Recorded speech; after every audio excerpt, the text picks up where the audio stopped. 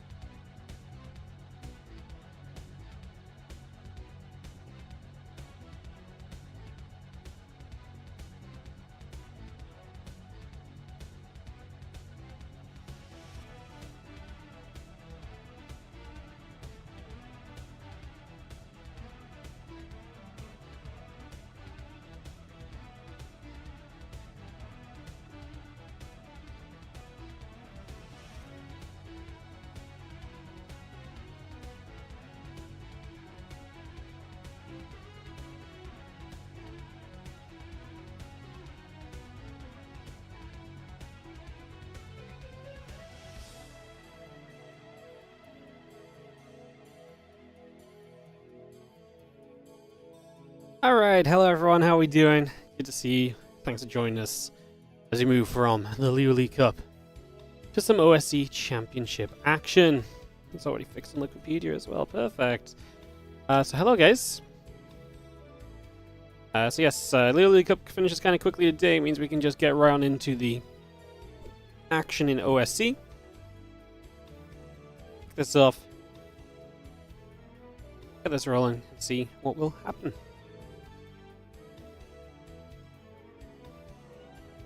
Perfecto. I hope you guys are well. Let's get going with the game. So just to reiterate where we're at today, let me show you guys the bracket and I'll show you guys what we're going to go into before we start up. So these are the matches we're going to be going into over today. So yesterday we had Hero finding out his opponent. Skillus went through Young Yakov and Nicorakt, and then Kua came through Nightmare and Creator. Those were some good matches in the end of yesterday. To play against Max Specs, that will happen much further down the line. Today we're going to focus on this bottom set of 5 best of 5s, which is going to be featuring, to start us off, Cristiano versus MindelVK, Wayne against Classic. We're going to do the winner of those two matches against each other, and then we're going to go Hanono versus Shameless, and the winner versus Clem. Pretty simple, to be honest. Pretty simple, pretty straightforward. 5 best of 5s coming your way in the OSC Championship. And yeah, we're going to start it off with Cristiano versus MindelVK. Let me just... What many is going to be here?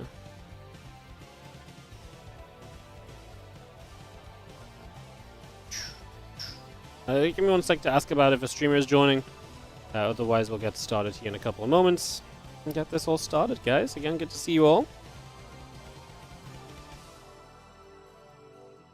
For being here. Excited for some more best of 5 action. Yesterday was pretty fun. Had a good day of it. As we'll get into some more games.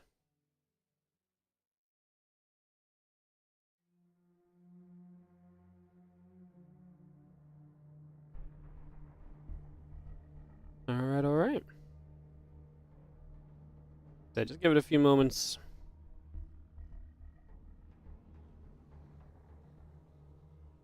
See what we get to.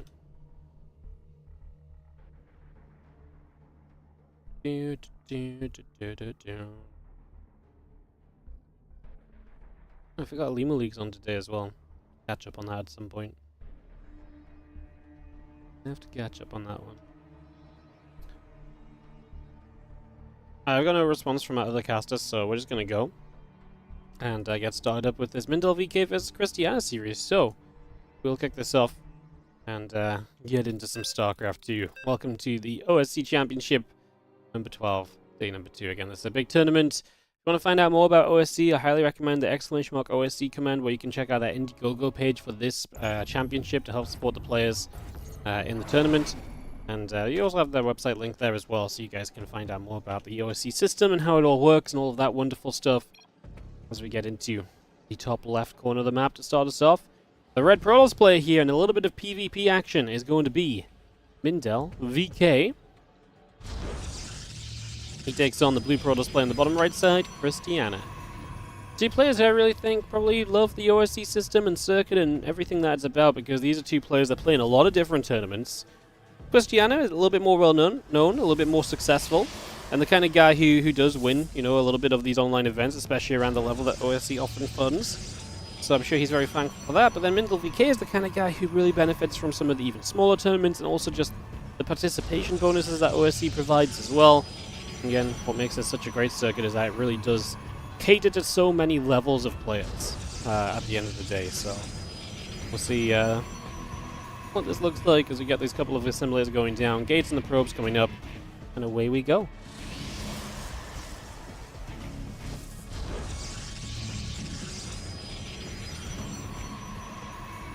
There we go, a couple of gateways down just to start us off. See where we're going to go to.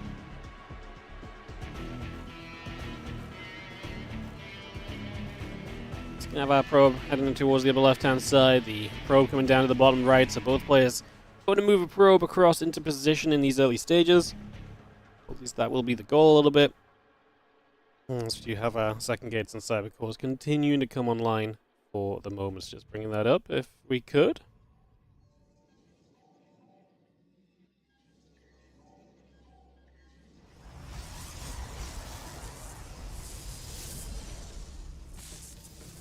Probe nibbling. Again, Cyber Core's coming up. Just going to be seeing the probe getting around the back there again. Sentry's building as well, so got those warp gates coming through. Stalker Sentry all continuing out as that probe will just nibble up for a few moments on this pylon. And yeah, a little bit of a blockade by Cristiano. Keep this probe in. That means the Sentry will spawn and kill this probe. So yeah, he's not afraid of revealing what he's building off the gateway. He'd rather just get the probe kill. He gets it, so there you go. Probe goes down. That pylon block works out for him. He has blocked his opponent's expansion. Because the probe was locked in the main base and now dies, Cristiano has no issue getting his own expansion into place. So he is able to put that down pretty much immediately here. That's a nice big benefit as well. So that is a major plus as a hallucination of Cristiano begins to move across to the upper left-hand side.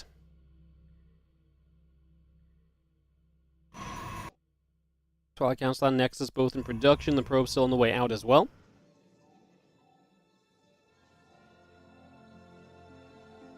Stalker, Sentry, Warp Gate coming through. The hallucination still in the skies, flying about as you obviously want to keep information going. That's one of the benefits of having made these sentries early in the game anyway. I'm just going to see another Phoenix, or hallucinated Phoenix, flying down the bottom side now to see if there's much else going on. Again, scouts through the main base. There is going to be a Twilight Council and Nexus both on the way out here. As those sentries do nibble at the hallucination, and the Stalker's already set to poke forward. That's going to be a good little force field going down. The sentries have to step back. One sentry goes down. Now the Stalker taking a few more shots. It's going to be seeing another force field coming down here as we actually will get rid of this sentry. So that's going to die. May as well have used its force field, which it did. And yeah, the Twilight Council on the way up from MindelVK. Going to show us that he wants to go into Blink as well. But Cristiano is just going to be so much faster getting to that Blink. So he's going to get into that Blink a little bit more quickly here. Get that started up. The Adept just getting warped in as well on the other side. And again, Stalker Sentry continues back over to the natural. Adept's going to shade up. They'll actually get access. It's going to be Mindel to be able to get in and to kill some probes. First couple probes will begin to go down. So 2, 3 workers going down pretty immediately here. The Stalkers and the Sentry still chasing. That's going to be a 4th probe kill. I mean, killing another probe is nice, but that's kind of all we're going to get done right now. 4 probes go down. Now MindelVK pulling back home. Cristiano looks like he just wants to take a 3rd base. Still has that faster blink. We'll see if he can use that to his favor at all over the next few moments. There is the 3rd Nexus going down immediately. The hallucination just still flying overhead. And yeah, Blink coming up on both sides. Nexus will build on that 3rd from both players. Cristiano still just has the edge to me. You know, a single worker lead is whatever, but just the faster Blink, the faster 3rd by a few seconds. It may not be a lot, but it's a few little things that do add up. Mindel does have this one proxied pylon here.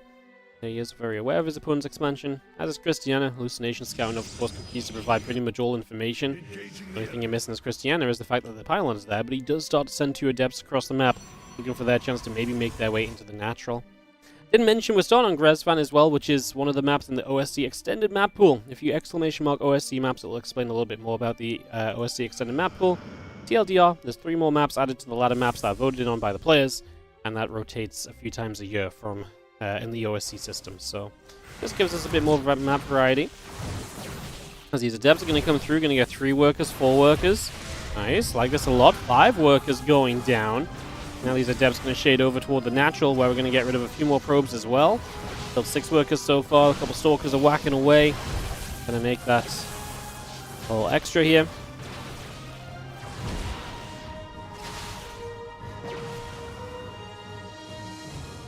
There's a lot of probes going down to see the rest of the Stalkers and the Sentries gather up together. Charge coming through, +1 attack coming through, Robo Facility coming up as well here from MindelVK. Again, we've got that +1 and the charge all building. And the hallucination of Cristiano just works its way out to the top of the map for a few moments to see what else it can do.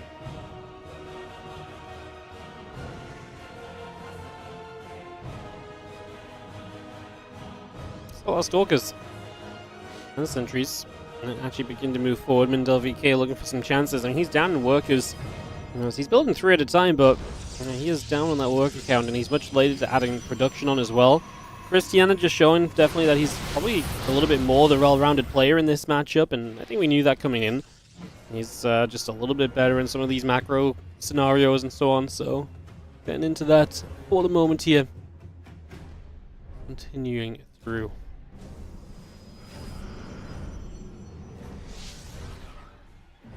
A couple more stalkers and sentries coming about, just going to have ourselves the probes. Coming across again, the hallucination moving over.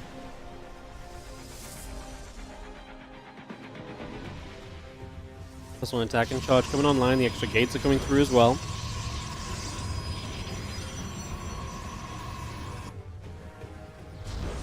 Pop some gateways out at the front, just going to be seeing still the stalkers and the sentries gathering together. Simulator coming down, the additional stalkers warp in. And yeah, the plus one attack is going to keep chrono boosting on that forge. That forge continues to come into play right here. Temple Archives very much so coming through as well from Mindel. Cristiano 8 minutes in, his army is stacking up, and as he gets a prism out, he's going to try his look at kind of moving onto the map at least. He will try and see if there's any situations here he can try take advantage of or make something happen with. So he will try and get something going in those regards here as the Stalker, Zealot, Sentry walks over to this left-hand side. A couple of Zealots start charging up. You'll see a pylon going down.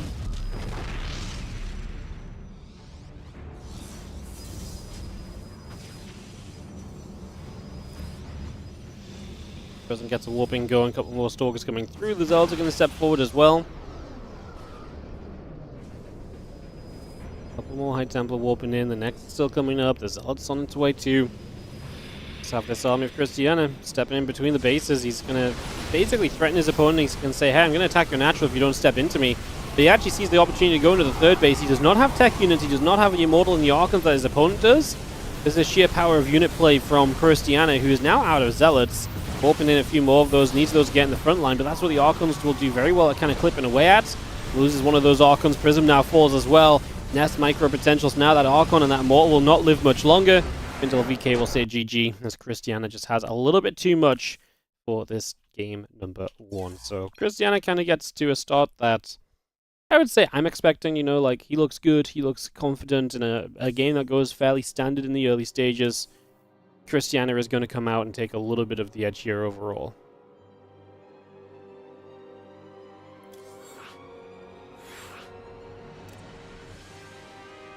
Get into game 2 here in a sec. As we'll kick this off, and yeah, we'll just keep this rolling, guys. Keep the games moving through. And yeah, let's head into ley lines for our second map of this best of 5. So yes, all best of 5s here as well in this OSC championship bracket. So keep that in mind as well.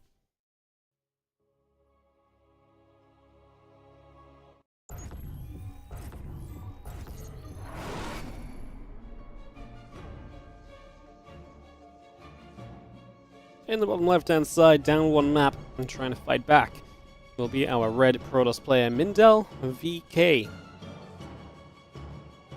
Can Mindel pull it back here?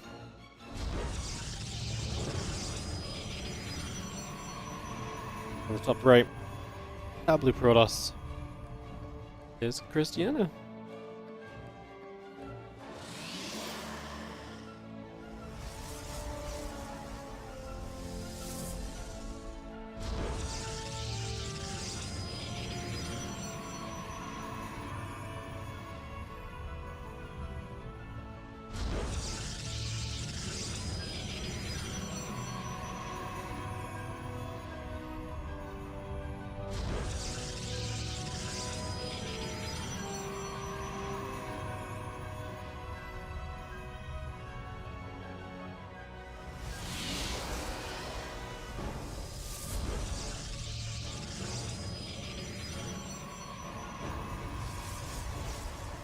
Just take a few moments and get settled down for a couple. Get this underway.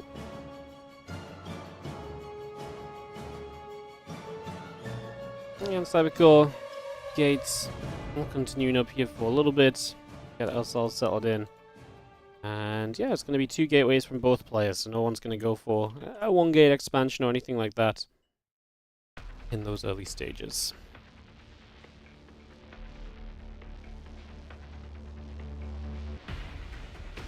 Group moves on up to the high ground, just going to be seeing the pylon finishing.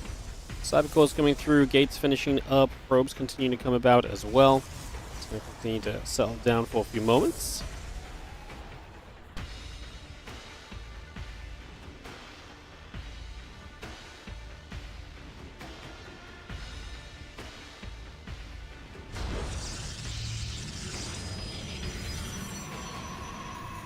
Probe snibbling at the other probe. The sentry's coming over for a few moments as well, so we settle on it down.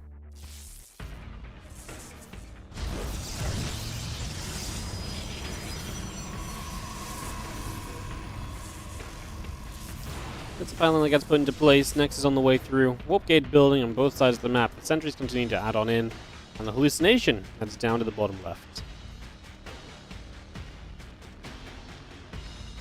So hallucination scouting begins. No surprises. Looks as though everyone wants to just stay very up to date and be very aware of what's going on. There's a couple of nibbles start up on those rocks. It's also not too surprising just yet. Looking pretty cozy here for the moment.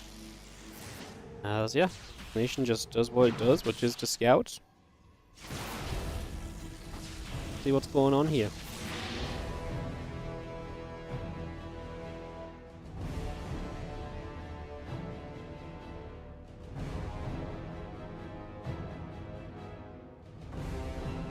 Using the Stalker, continue to gather together. There's the Twilight Council coming up on both sides as well.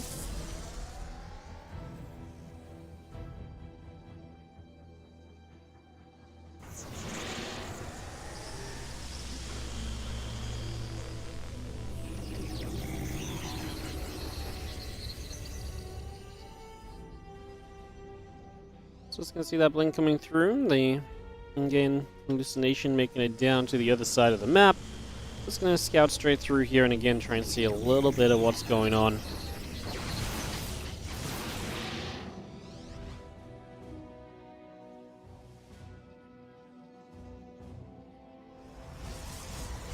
See those again, blink upgrades coming through. The couple of probes are coming about right now. Hallucination just escapes way over to the side. Stalkers and sentries are regathering here. Away we go. Drops that nexus down into place.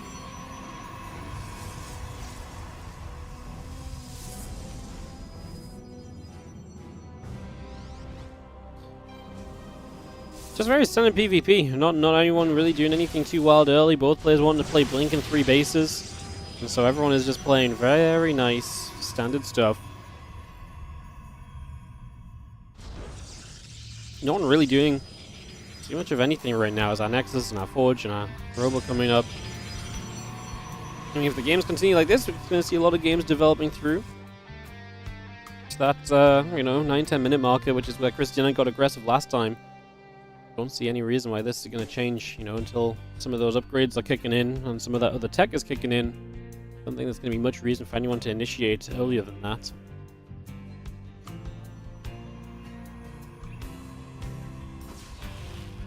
Hallucination moves over, Nexus drops into place. Pylon about to finish, the +1 attack coming up on the Forge.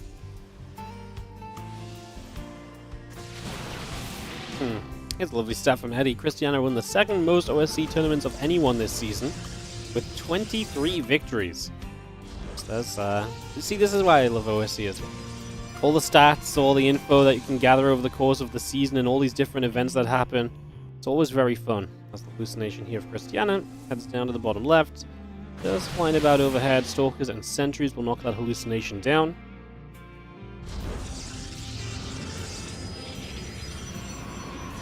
Another simulator in there. Nexus building, charging the +1 coming through. Additional gateways all coming online.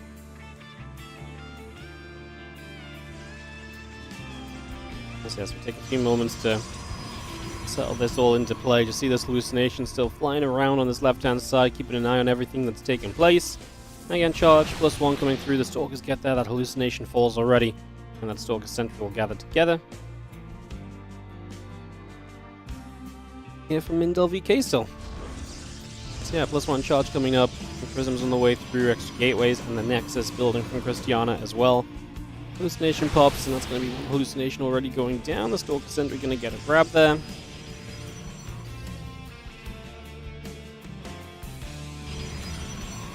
Nexus building on the 4th, the additional gateways coming through. Temple Archive still building up.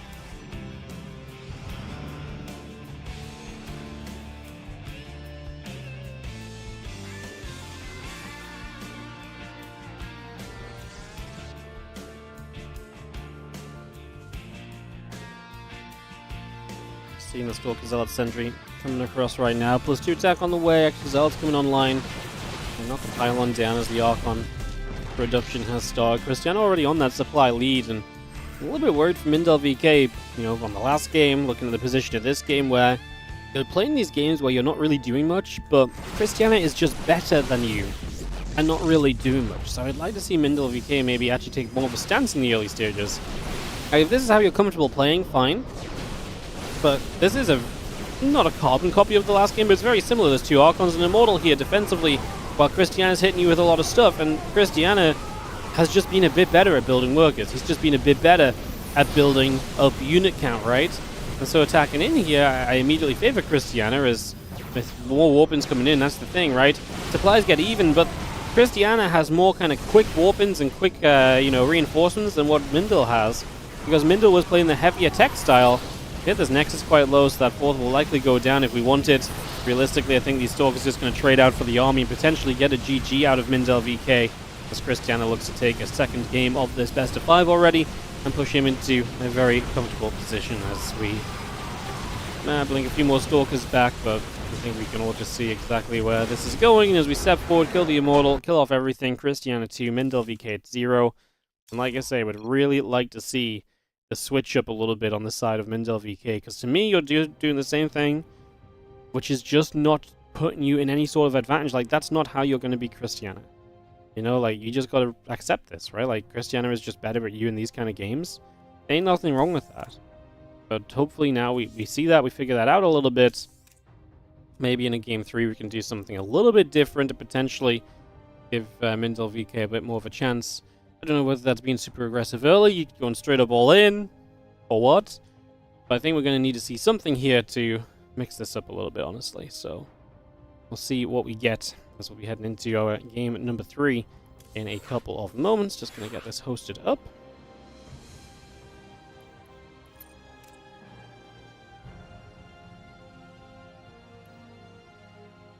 And we'll head into our game 3. Perfect. Frostline going to be our third map. Can Cristiano get the 3-0, or will MindelVK fight back and give us a little bit of action here as we go into Frostline?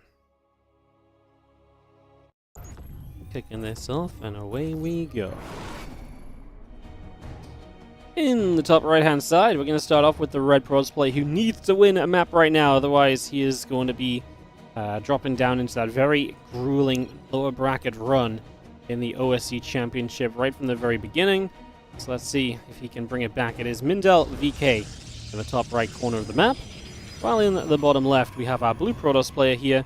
This is Cristiano.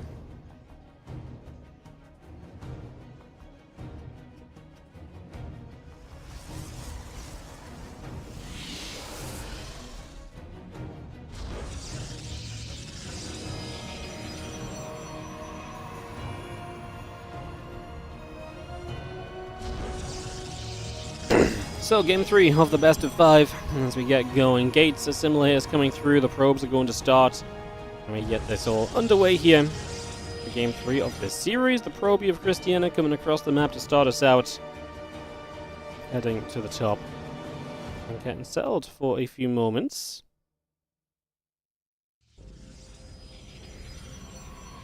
Probes going to cross each other by again, the assimilators coming through, the gateways coming online. We had all of that ready for a little bit.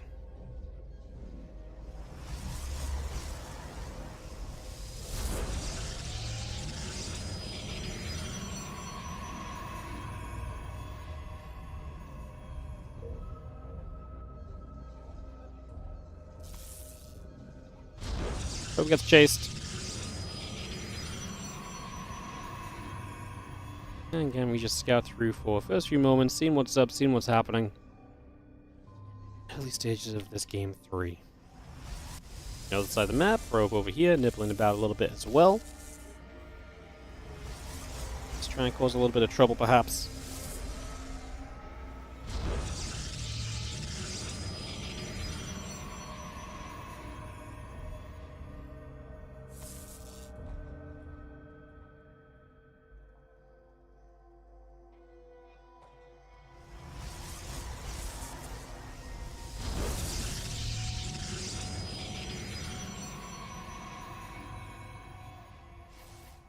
We see that probe moving around. There's a pylon block going down, so you can watch this, but nothing too crazy to latch onto for a couple of moments. It's going to be seeing the cancel coming in, and we should be able to expand here.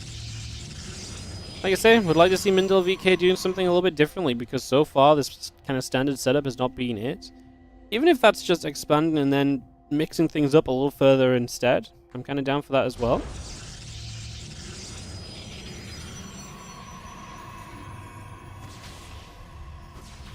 Nation taking a few more shots. NBC. I mean, the Twilight Council comes in, so MindelVK is going to play the same again. You know, he can also play this and then switch into not going into like the Archons and the Immortals. Maybe he could play a bit more kind of gateway heavy. Maybe that's a way to kind of set this up. Like, I'm not saying he necessarily has to, like, you know, reinvent the wheel. But clearly, you know, rolling the same wheel down the hill time and time again is getting him the same results. So, you know, shifted slightly. Maybe you can get down that hill a little faster and actually pick up a game here. Because, yeah, so far the last two games have really been very similar situations that we've just not had going your way at all. So, let's see what happens as Force Field comes down, Stalkers get turned around, a couple of shots coming about. Seeing the Stalkers regathering here, and just going to push through. The battery will take a little bit of damage as well, so just seeing that battery taking a few shots.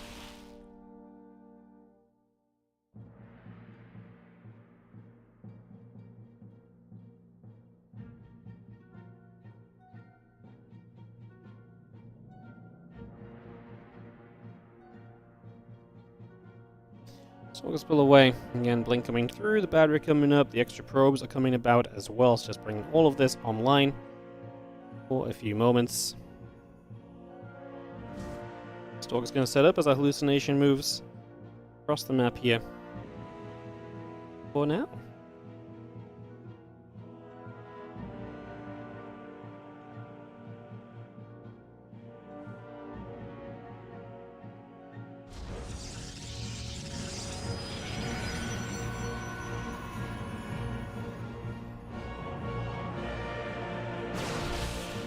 Hallucination will take a few more shots. Again, Robo Facility Gate coming up. Blinks are going to match each other for a few moments as well.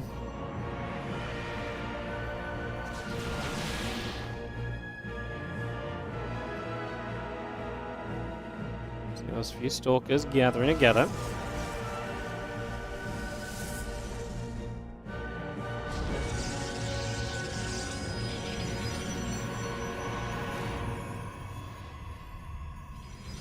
Coming through on both sides, the extra gateways are coming up, the Blink is going to be starting.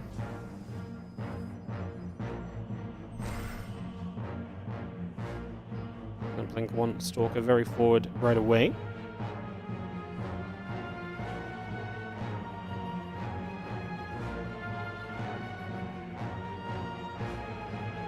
And Forge coming up, extra gates coming through, so we are going to be seeing just Cristiano ready to kind of start building into that gateway for us, but this time MindelVK is doing exactly what I asked for, which is to not just play the same old thing. He's doing things a little bit differently. He's got Stalkers, and he's going to be aggressive with these Stalkers, as it's actually Cristiano who's invested into Forges and, you know, gateways that aren't ready yet. So Mindel to put a bit more pressure on this time to try and leverage this game into his favor and play this out a little bit differently. As we knock down the Observer with the Stalkers already, so that goes down. The Obs and the Stalkers still gathering up.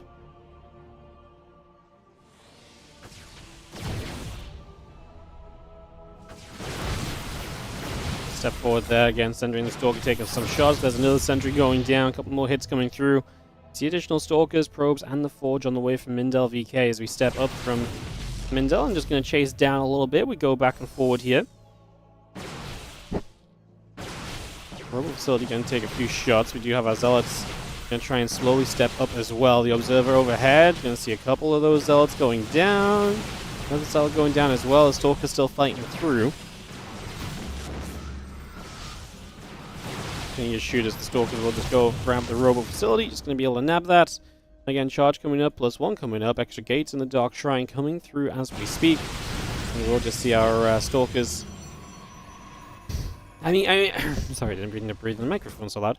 I mean, this is really a case of you getting the Dark Shrine on the way as MindelVK, you're taking a little bit of an edge. I just like that he's in control of the game. You know, it's not going to be Cristiano that forces this across the map, and, you know, we're getting a few Zealots here just before charges kicked in, so Mindel takes a decent set of trades. And like I say, with the Dark Shrine so coming up as well, feels as though he's getting into a pretty reasonable position there. As the Observer and the Stalkers pull back around into the center, you do see a few more Zealots continuing to come out. I mean, we actually do find the gateway, so we're going to knock that down. I like this, though. You're going to busy yourself with the gateway, and MindelVK says, well, I'll busy myself with one of your bases. How much can we do here? Battery. He doesn't want to stick around too long. He knows these units are going to be on the way back over, so yeah, only really gets the battery. I like the movement, though. The movement is the right idea to potentially punish someone who steps a bit too far in one direction. I think MindelVK has shown us the abilities that he has to play at a little bit of a higher level, right?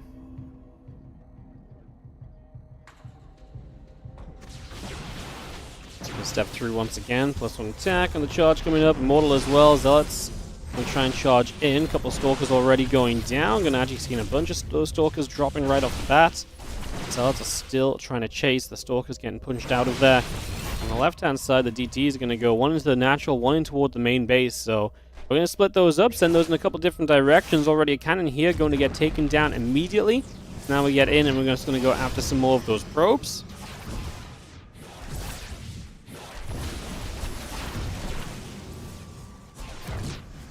Oh, those GTs are doing a lot. I mean, 3 different mineralized getting hit.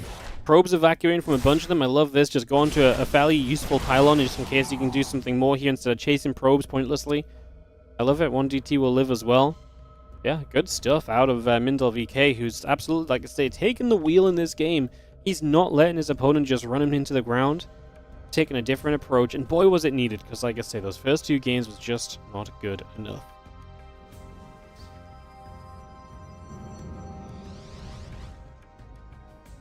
Extra couple of warp-ins, and now Zealot Stalker of Cristiano moves out through the bottom side.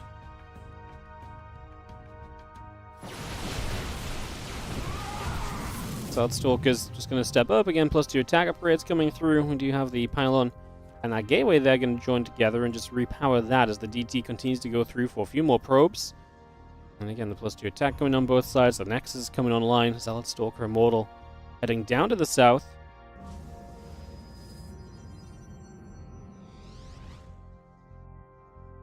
What does MindelVK plan to do here? 6 more Zealots, Immortal, +2 attack upgrades.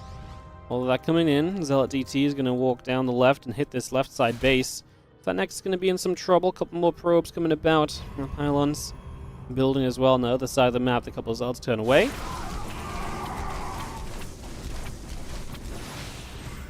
They come blinking up, and the DTs are going to get chased a little bit as well. Zealot's still being chased. The Zealot Stalker. It's just funny, no detection to get rid of those DTs, so they will get to survive, and MindelVK at the same time is knocked down. The third gear in this is now approaching the natural, which we're going to have to recall over to. Mindel respects it, he's just going to step away. I love that as well, because it feels tempting to just go and fight. But it really was setting up to be like an engage from here and here, and he would have got pincered. So I actually think this is a much better decision to step away. Even if he loses an Immortal or so, he could have actually lost more. He still has the Zealot DT back on the left side. Cristiano's about to get put down at 2 bases. This is the absolute power of having control of the game, right? If you don't control the game, it's so much more difficult for you to come out and make all of these plays, which MindelVK has been, making. Like, it's so much more difficult to make this happen. Whereas now you're just, you're killing it, right? Like, MindelVK looks like he's, the most comfortable player in this matchup. Just so much it happens when you take control, and that's absolutely the change that has benefited Mindel so much here as Cristiano trying to counterattack. He knocks down the 4th base, which I don't even necessarily know if that needed to happen from Mindel, but I think he's just playing safe. He says, well, I'm up in base still, even if you knock one down. And he has been teching up as well, so he has some slower units in the army. Maybe he doesn't want to get exposed to an open area so quickly and let that very low-tech army of Cristiano take a big surrounding fight that could potentially allow the lower-tech units to see success. Right, so we're trying to stay a little bit clear of that right now as the army of Cristiano pulls a bit further to the center. A few Stalkers are going to split away up to the top, +3 attack on both sides of the map. Stalkers swing straight across. Pylon gets killed and the Nexus cancelled, so at least Cristiano is taking his own control now. As I say though, Mindel's in no immediate rush because he says, well, I'm still 3 base to 3 base at worst. And he's got the massive tech advantage, which he knows because he sees how many units his opponent has that are not related to, you know, a Mortal Archon. He sees the Zealot count. He knows so much of that supply is just spammy low-tech units that now Mindel says, okay, take it slow, take it steady. He's going to expand down here. I would not hate MindelVK maybe showing an attack across the map, especially now he's already going from his 4th base. If he knew his opponent's army was at home, I think he'd already be across the map. I think he's most afraid of his opponent coming across the map and backstabbing him while he's trying to get to the other side. His recall is on cooldown, so if that does happen, he doesn't have an immediate response to get back home.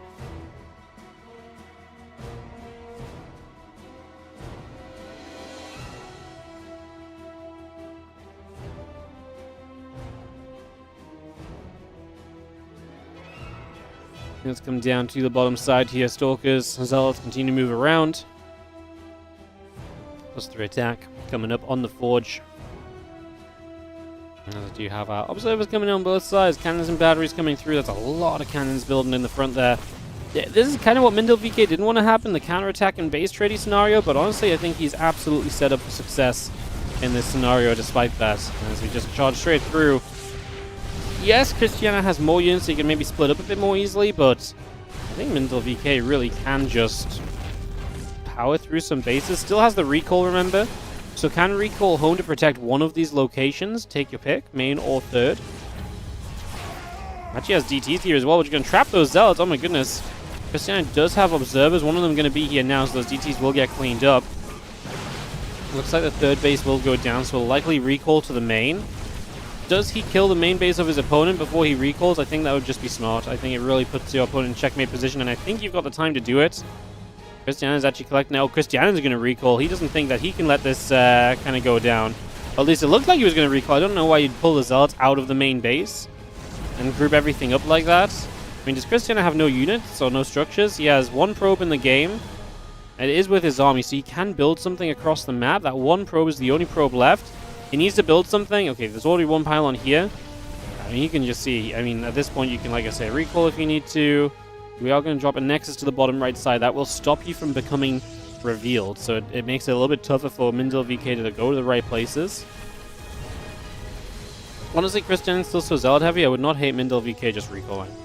Like, this is a very sim-citied up location. Maybe now it's not so great because you're going to be fully surrounded, but then what do? We're going to find this pylon. That's basically about finding this Nexus. Hallucination sees the probe and sees the Nexus, so he knows exactly where to dive to. MindelVK is going to go for it. Cristiano cannot cancel the Nexus. He has no other structures in the game. He must build something off this probe, which these Stalkers are hunting. Okay, he split his army up perfectly. He sees the probe. He sees the last 2 structures. Game is over. MindelVK completes the base trade with a handful of structures remaining, but he also had probes and a Nexus building, so he was going to be pretty much fine throughout this no matter what, I think. And that is going to be GG's, as we do have MindelVK bringing 1 back, and this PvP will not be a 3-0. Our OSC Championship will start off in all the right kind of ways. So today, actually not getting a 3-0, getting some competition in these matchups. I'm a big fan of that. I like that a lot. All right, my friends, how are we all doing? Welcome to the stream today. Hope you're all feeling amazing and enjoying some OSC Championship action. We'll be into our next match in a minute or two. I'm just letting some ads roll out. If you don't have ads, but you would like to support the stream, you can check out our sponsor of the stream for the next few weeks, which is Royal Match. Over there on the left, you can use that QR code to download the game on your phone, or !Royal in the Twitch chat. We'll give you the link. It's mobile only, but if you do play, the more you support the stream. Reaching level 20 adds $3 to the stream. If you get to level 75, it's another $3. Level 125 is another $4. And it just goes up and up and up from there. Someone earlier today reached level 400, which means that they themselves have added, let me do some math, 16, 17, 23, 28, oh my goodness, 28, 32, 35, $38 to the stream, which is incredible, just for playing a game. So thank you so much. And do check that out, guys, if you have not done so already. Like I say, it really helps us out, does a lot for us. Allows us to keep on putting on our own tournaments, allows me to continue committing to streaming full time. So do consider checking out our sponsor of the stream. And obviously, if sponsored as well, we get more sponsors. It just has a great knock-on effect. I still need to play a bit more of it myself on stream. We'll be doing that at some point, maybe next week actually at this point, because this week's pretty busy. We've got double streams all week, but yeah. So yeah, just some info for y'all. As I think we're close enough to actually just go into this game number 4, guys, and see if Cristiano can close out, or if MindelVK will continue with the bounce back. As I throw my pen to the floor in excitement, and we get this ready to rumble.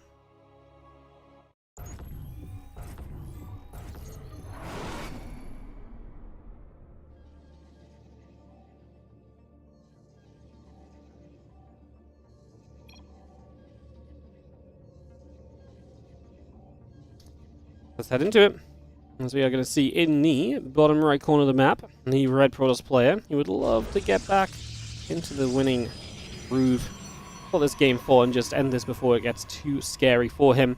It is Cristiano battling against MindelVK, who is down 1 in this best of 5 series.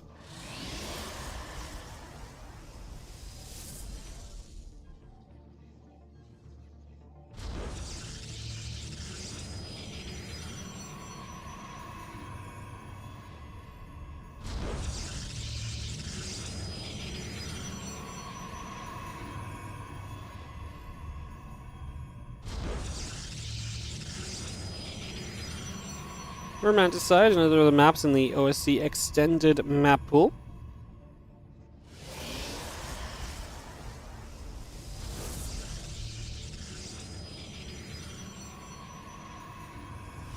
Again, 9 ladder maps plus 3 additional maps to make the extended map pool. 12 maps in total, and they play this in all of the OSC led events.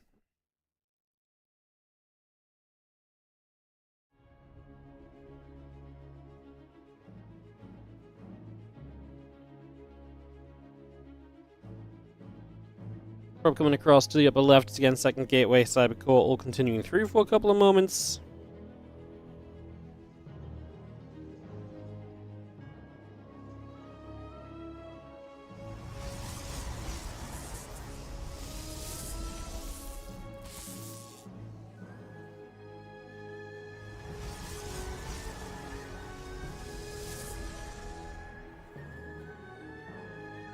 We're going to get the other probe chased back the other way. Stalker and Sentry coming through, the warp gate is building. Well, MindelVK definitely got the feel of being the aggressor, being the action maker. And I wonder if that kind of leads him into perhaps now looking at this match and saying, okay, maybe I want to try and do that again, because that's where I've finally seen success. The first 2 games really did not go my way. I really let my opponent do as he wished, and he really took advantage of that.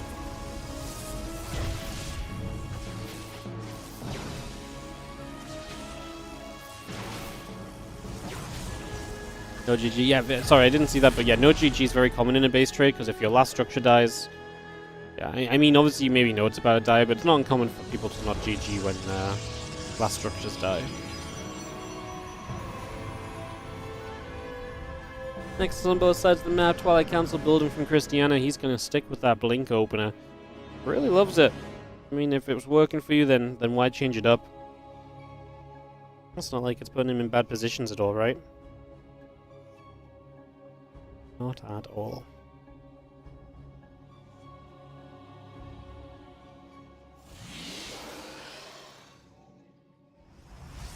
Hallucination comes over again. Twilight Council, Nexus on the way up. Stalker's coming over. Warp Gate coming online. Hallucination just going to be flying overhead as a couple of Stalkers and Sentries going to get that grab. Yeah, there is the Hallucination going to get back out onto the map, so going to move back over that direction. Again, Blink building on the Twilight Council for the moment.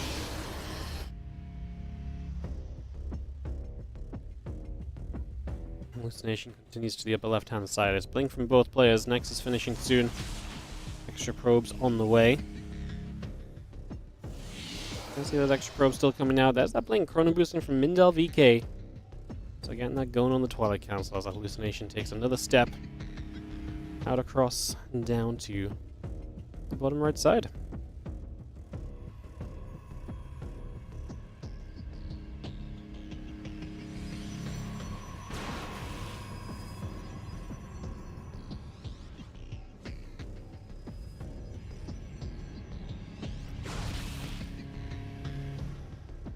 Cristiano can have that slightly faster robo facility at the moment.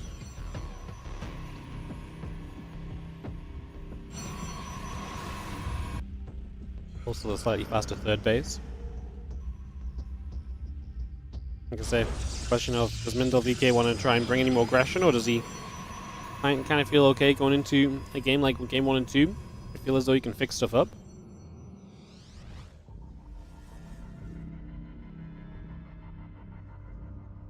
Don't really personally love that approach, but we shall see. As the Forge and the Robo come through, Forge coming up from Cristiano. And the Stalkers and the Sentries gathering as well.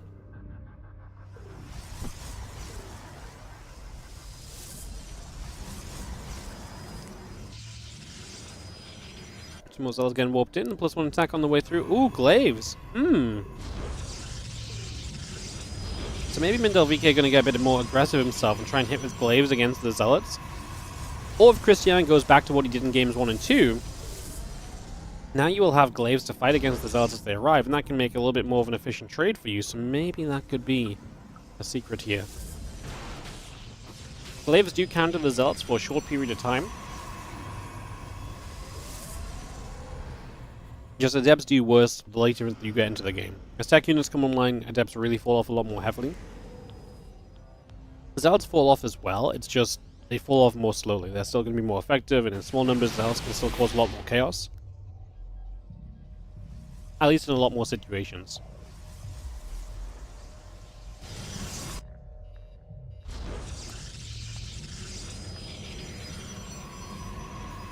So yeah, MindelVK goes into a little bit of a timer here for this game 4.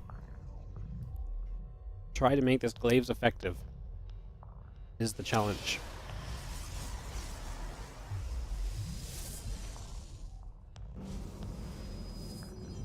More Stalkers warp in, Stalker Sentry gathering up, Hallucination. Moving around over to that left-hand side, trying to see where we're going to for a few moments.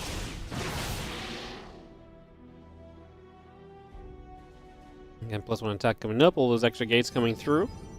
Double batteries just going to go into the front, Hallucination goes down. Again, charge and +1 coming online, Nexus coming over, and the Prism with a few Zealots inside going to move over to that left side as well. So it's just going to be getting going.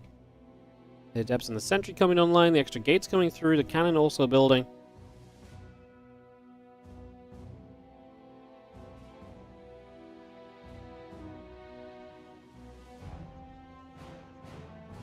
That's +2 attack just building on the Forge.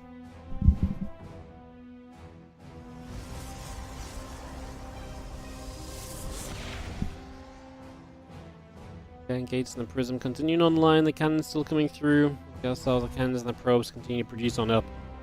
Just seeing the Prism up the left-hand side, we've got a 4th base from Cristiano already down. I mean, the speed at which he is just happy to expand just shows you how comfortable he is in this matchup, and especially in this, you know, specific matchup against MindelVK.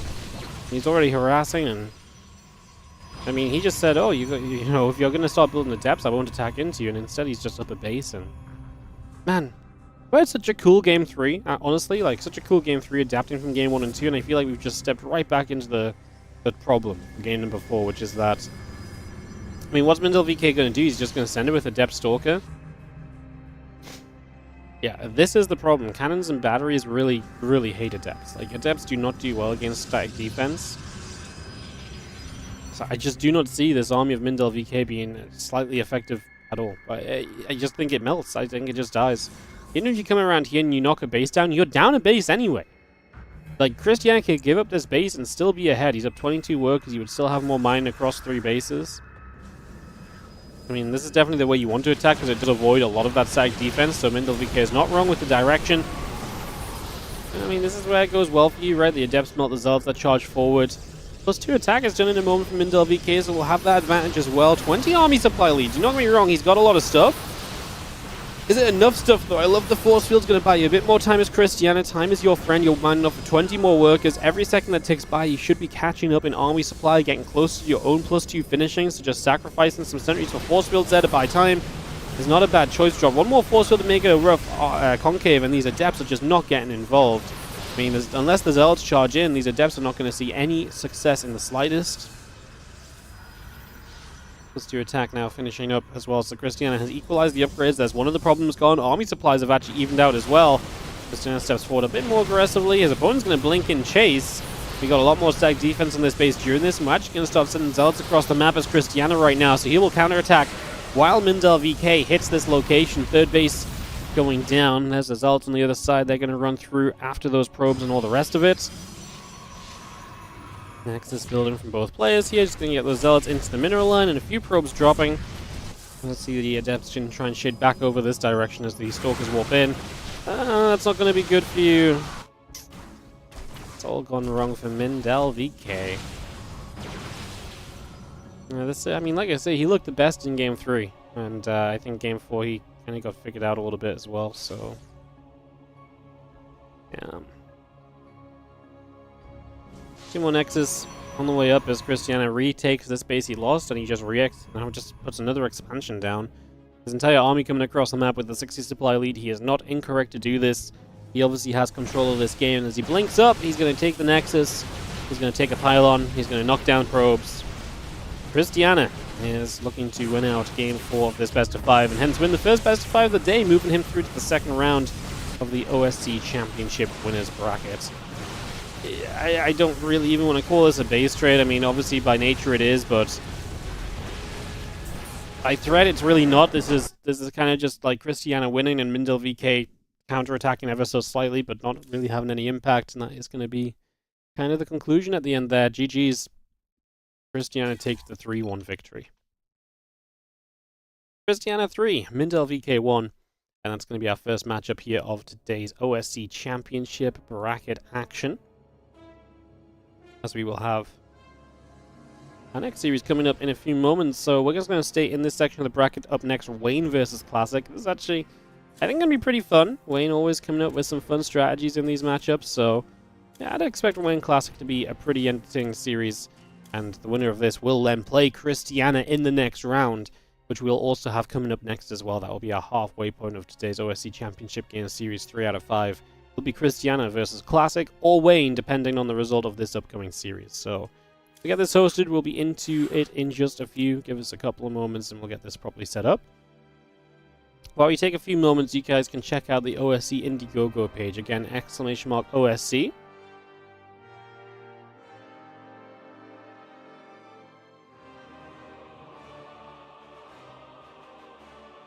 You can find the Indiegogo page where you can be, even right now, still the first supporter to support the OSC Annual Championship. So you can check it out and really just get involved. Come support the 12th year of the OSC Championship and increase the prize pool of the players you're going to see playing over the course of this week, next week, and at the end of at the very end of January. And come and check all of this out. So yeah, do check it out. Like I said, that's !OSC in the Twitch chat. Come and support some OSC SC2 Championship action. Look at the history of that. Pig, the first ever winner, then Gumiho, Sola, Björn. That was the first one we casted. Neeb, Sola going for the second time victory. Cure, Clem, Zest, Max Pax, Dark. It's funny because like you look at the start, it's like, I remember all these players. Give me host, Sola, Bjorn's like, oh, there's Neeb. And you like, even like 2021's like, Zest! We've not seen Zest for so long, man. Crazy. So yes, go check it out, guys. Like I say, support this awesome, not just championship, but just the series that leads us to this championship as well. Very, very cool. Alright, let's go into our next series, guys. Wayne versus Classic coming up. PvZ best of 5 action. Like I say, best of 5 for everything here today, so let's get this straight going. And, let's kick this off.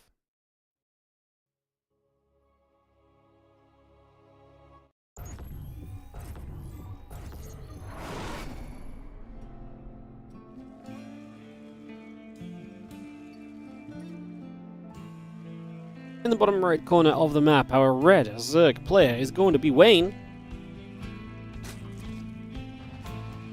He takes on the blue Protoss. In the top left corner, Classic.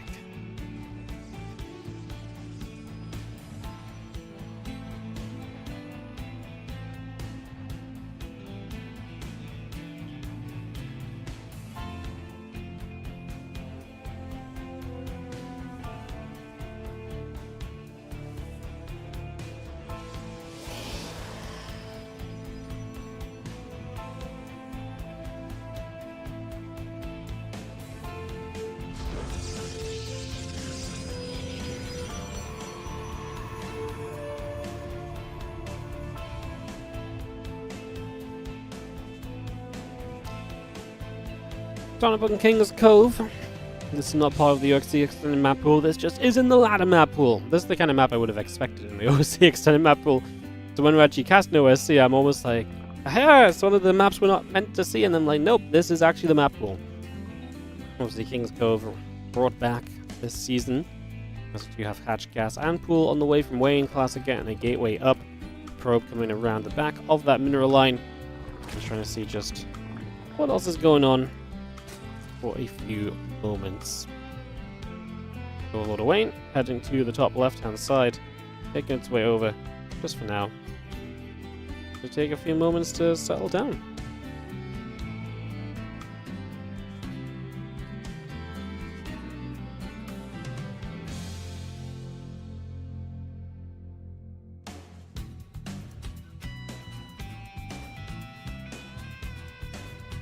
Well, still Overlord movement, nothing too wild. I mean, this is Wayne against Classic. I would not be surprised if in the other games we're going to see a lot of super early action from Wayne, so I expect to see that at some point.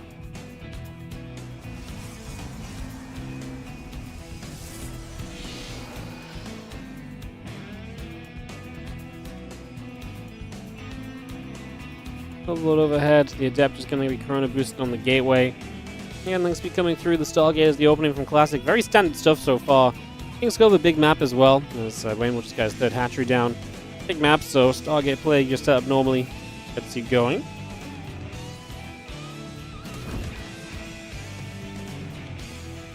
This is going to grab that probe. A couple links coming back over the other side.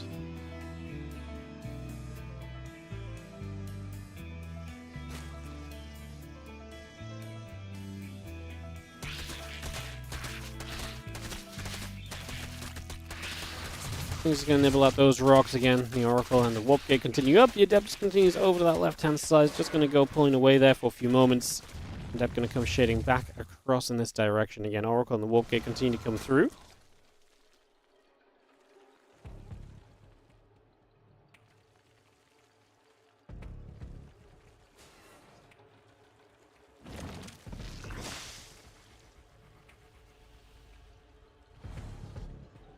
Oracle will finish on that Stargate, just going to go push that out. The Stalker is going to be there. High ground vision is going to be granted.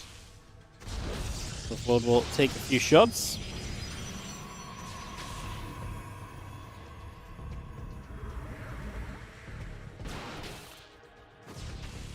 We'll step out onto the map and go after this Overlord for the next few moments. Just going to try and grab this. Overlord will go down. But yeah, Wayne loses an Ovi. There's other Overlords positioned out the front, keep an eye on things. Kind of fun. I've not seen Wayne play in a while. I'm trying to think the last time Wayne played in a Wardy tournament, but I actually think the last two times he tried to play, he just didn't show up, or he forfeited like very minimal time before we played. So yeah, I don't think I've really casted much Wayne at all lately.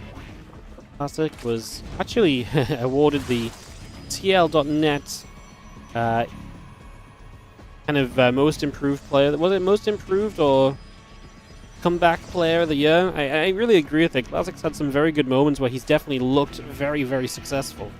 And like he could really challenge to be absolutely one of the very best at game. Consistency has been his issue. I think that's a very fair statement, that consistency has not necessarily been there for Classic throughout those time periods. We'll just drop down one stasis ward here, a couple drones pulling back over, one drone going to get caught, the other Oracle is already backing away. Well played by Wayne so far. As the melee upgrade comes through, the hatchery continues into play. Drones are producing, Nex is about to finish, gates and probes building from Classic as we speak, and we get this all online.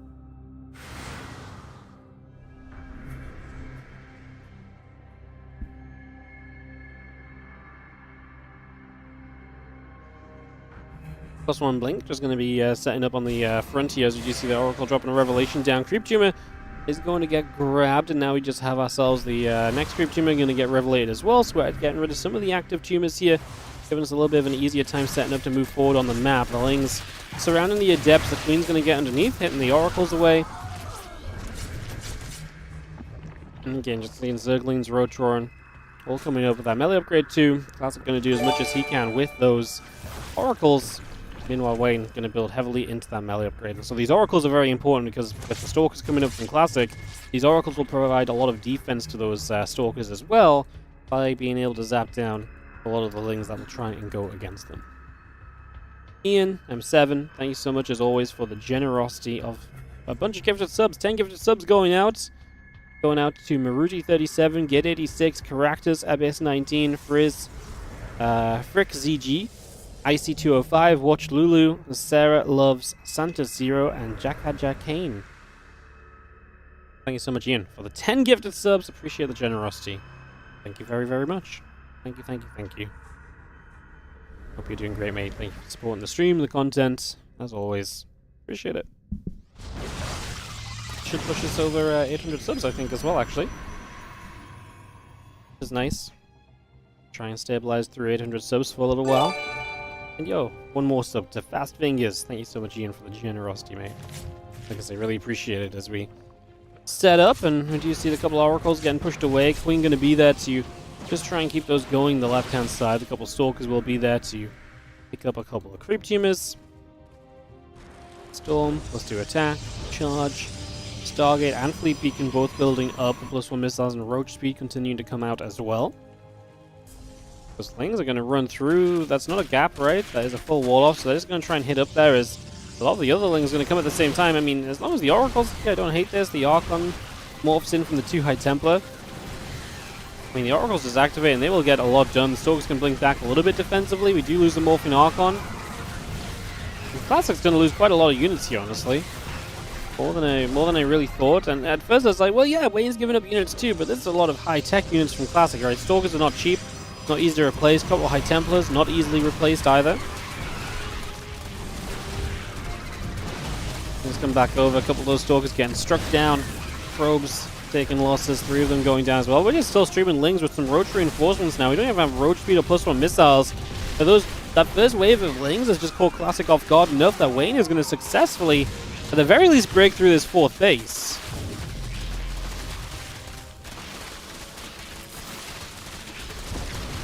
Lings, Roach is just going to finish off that Nexus. The Oracle's overhead. I'm just going to see too many units as the Ling Roach is going to run up. Yeah, Classic is just going to die in game number 1. Wayne going to grab a quick win on King's Cove. Just streams Lings, streams Roaches across the map, and success is had. Did you hear Zest show match? No, I mentioned Zest in terms of he won an OSC championship. Zest is done. He moved on with his life. He came back from the military, didn't even attempt to play StarCraft 2 again. He's apparently just doing his own thing, start a business or something, and has absolutely zero intentions of ever touching Zest 2 again. Which is kind of wild. It almost became like almost normal for players to come back into players to return and at the very least try to play some StarCraft 2. You know, Innovation at least played for a little bit again, right? And all of this and that. And then Seth was just like, nah, kind of done. His results towards the end weren't great, but then his very final series, he went 2-0 over Clem, and that was it. That was that. Never to be seen again.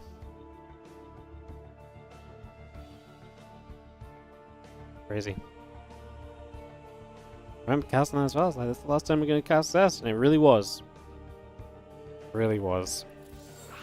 Stats too? Yeah, Stats came back. He played for a bit. He seems to be gone again now. Stats was getting kind of really good for a little bit as well.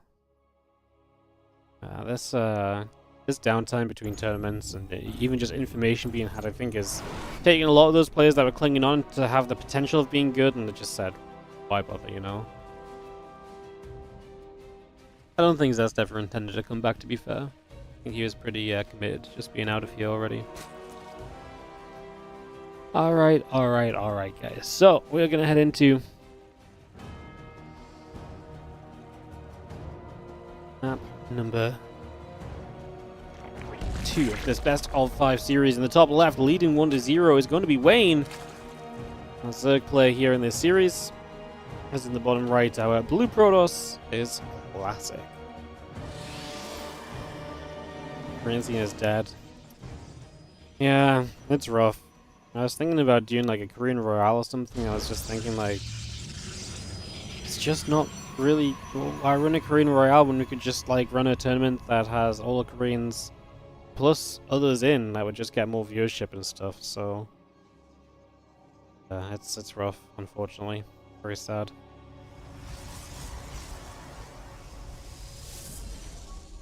Very, very sad.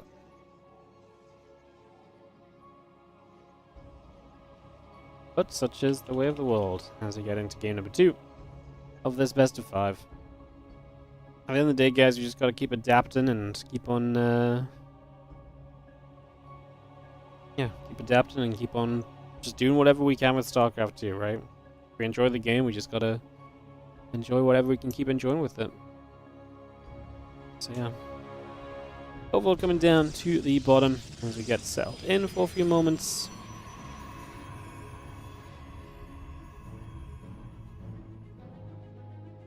Yeah, overall just going to get across here. Again, hatch gas pool coming up, the cyber core, the Nexus coming in as well. Get a lot of this underway. 1 second, guys.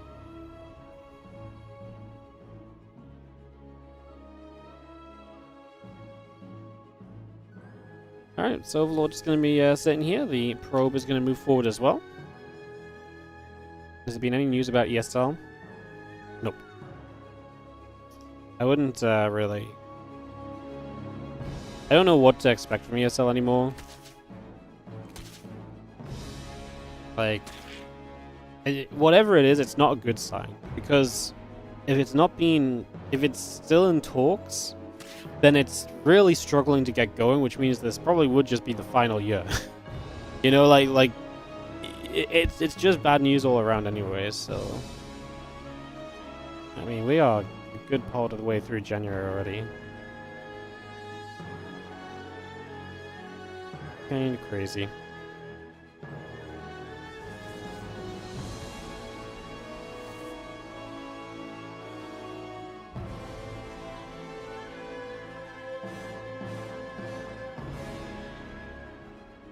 A couple of probes pulling back, the Overlord's moving around, the Adept going to be there, Queen coming over.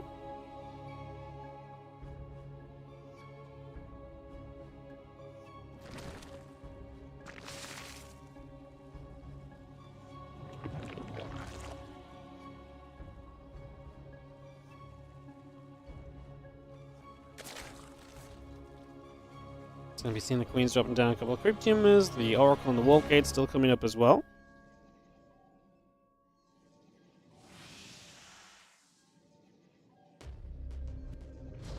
So Oracle coming up, Wall Gate coming through, Queens, drones all coming about as well here for the early stages.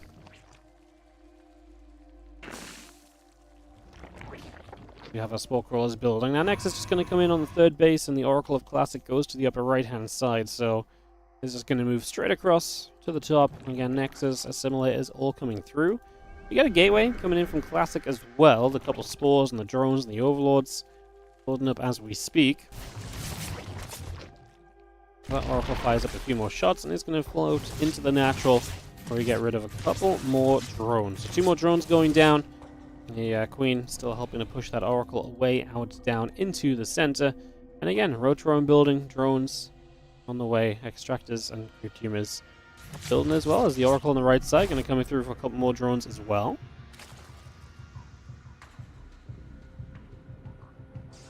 Now heading down to that bottom right hand side. Twilight Council and Forge building up as we speak. We get the gateways, the Nexus coming through also. The Oracles gather on the left hand side, and as the Rotorome finishes, Wayne has 250 gas banked up, so we definitely have yeah, an army that's going to be very seriously, well, ready to fight. I mean, this Classic goes into the +1 and blink. We'll see what his defense starts looking like. 2 Oracles and a Phoenix are going to be kind of in the wrong place to see what's going on as well, so Classic not exactly in the best of positions right now, unless this dive into the main base can find you some information. Next left up, just going to be seeing the queen is going to get dropped back down. I mean, this damage does not matter at all to Wayne, who's arriving across the map and there's no units yet. I think Classic just dies. He's building 3 probes at a time. He's being super greedy. I don't think he's realized how aggressive his opponent's being. He's making no stack defense. I think he just straight up dies.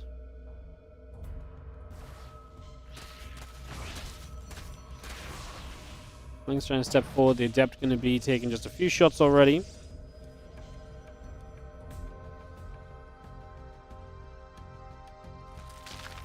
Extra Ravages morphing. The Queens are going to be here. I mean, we're building a single battery on the Natcha. Okay. I mean, I cannot explain to you how dead Classic is. Watch as he dies. Even walks into the Corrosive Bile. Feelings in the main base. These Stalkers don't have Blink yet, by the way. So they get completely trapped. Corrosive Biles are going to crush them. Oh, honestly, it's actually even more one-sided than I thought it was going to be. It was actually more one-sided than I thought it was going to be. Holy crap. Wayne's going to be on a 2-0 lead already.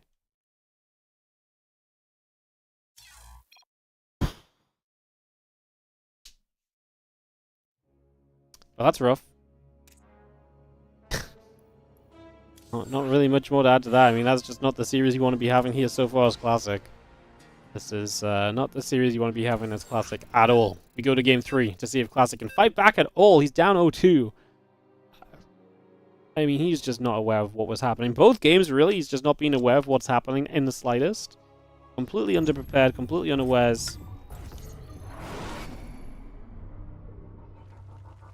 He can't just get away like that, you know? He can't get away with that. In the bottom left-hand side, up 2-0, our red Zerg player is Wayne. He takes on, in the top right, the blue Protoss player, Classic.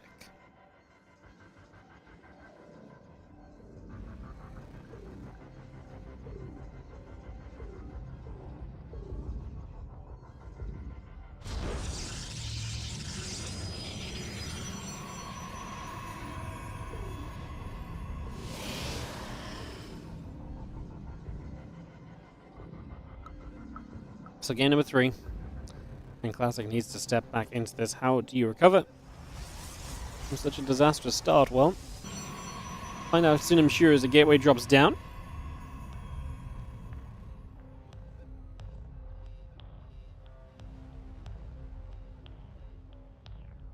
Hatchery coming through, a couple of drones on the way up as well. Just going to get that all on the way up. Let's bring a lot of this through for a few moments.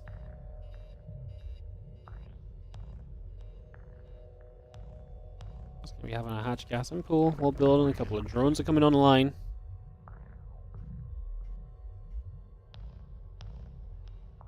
Just gonna be see our Nexus coming online. The probe is building, and again the hatchery coming about as well. The Overlord's still moving up to the top.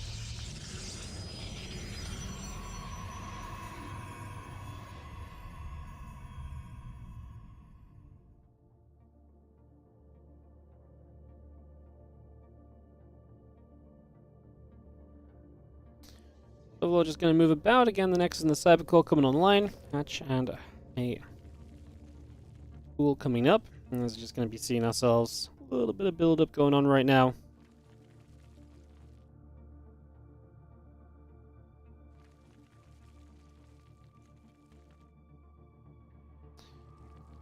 Come on, Classic. Let's bring it back a little bit. We saw so many 2-0s in the Leo League Cup today. I would not be upset to see a little bit of a bounce back in some of these games. I mean, obviously we had Mindel at least taking a map back against Cristiano. That was good news because, yeah, it was not... we could have really been having some pretty miserable games today. So, I mean, like I said, it's not been the best StarCraft. Not to get you guys unhyped, but... I mean, these games have been just kind of only cool because it's Wayne kind of upsetting a little bit. I mean, Classic has just not seen what's happening in the slightest, you know? Like... these games leave a lot to the imagination in terms of what Classic could have done differently. Because he could have, well, maybe not even in the imagination. He just could have done a lot differently here so far. As the Adept comes shading forward.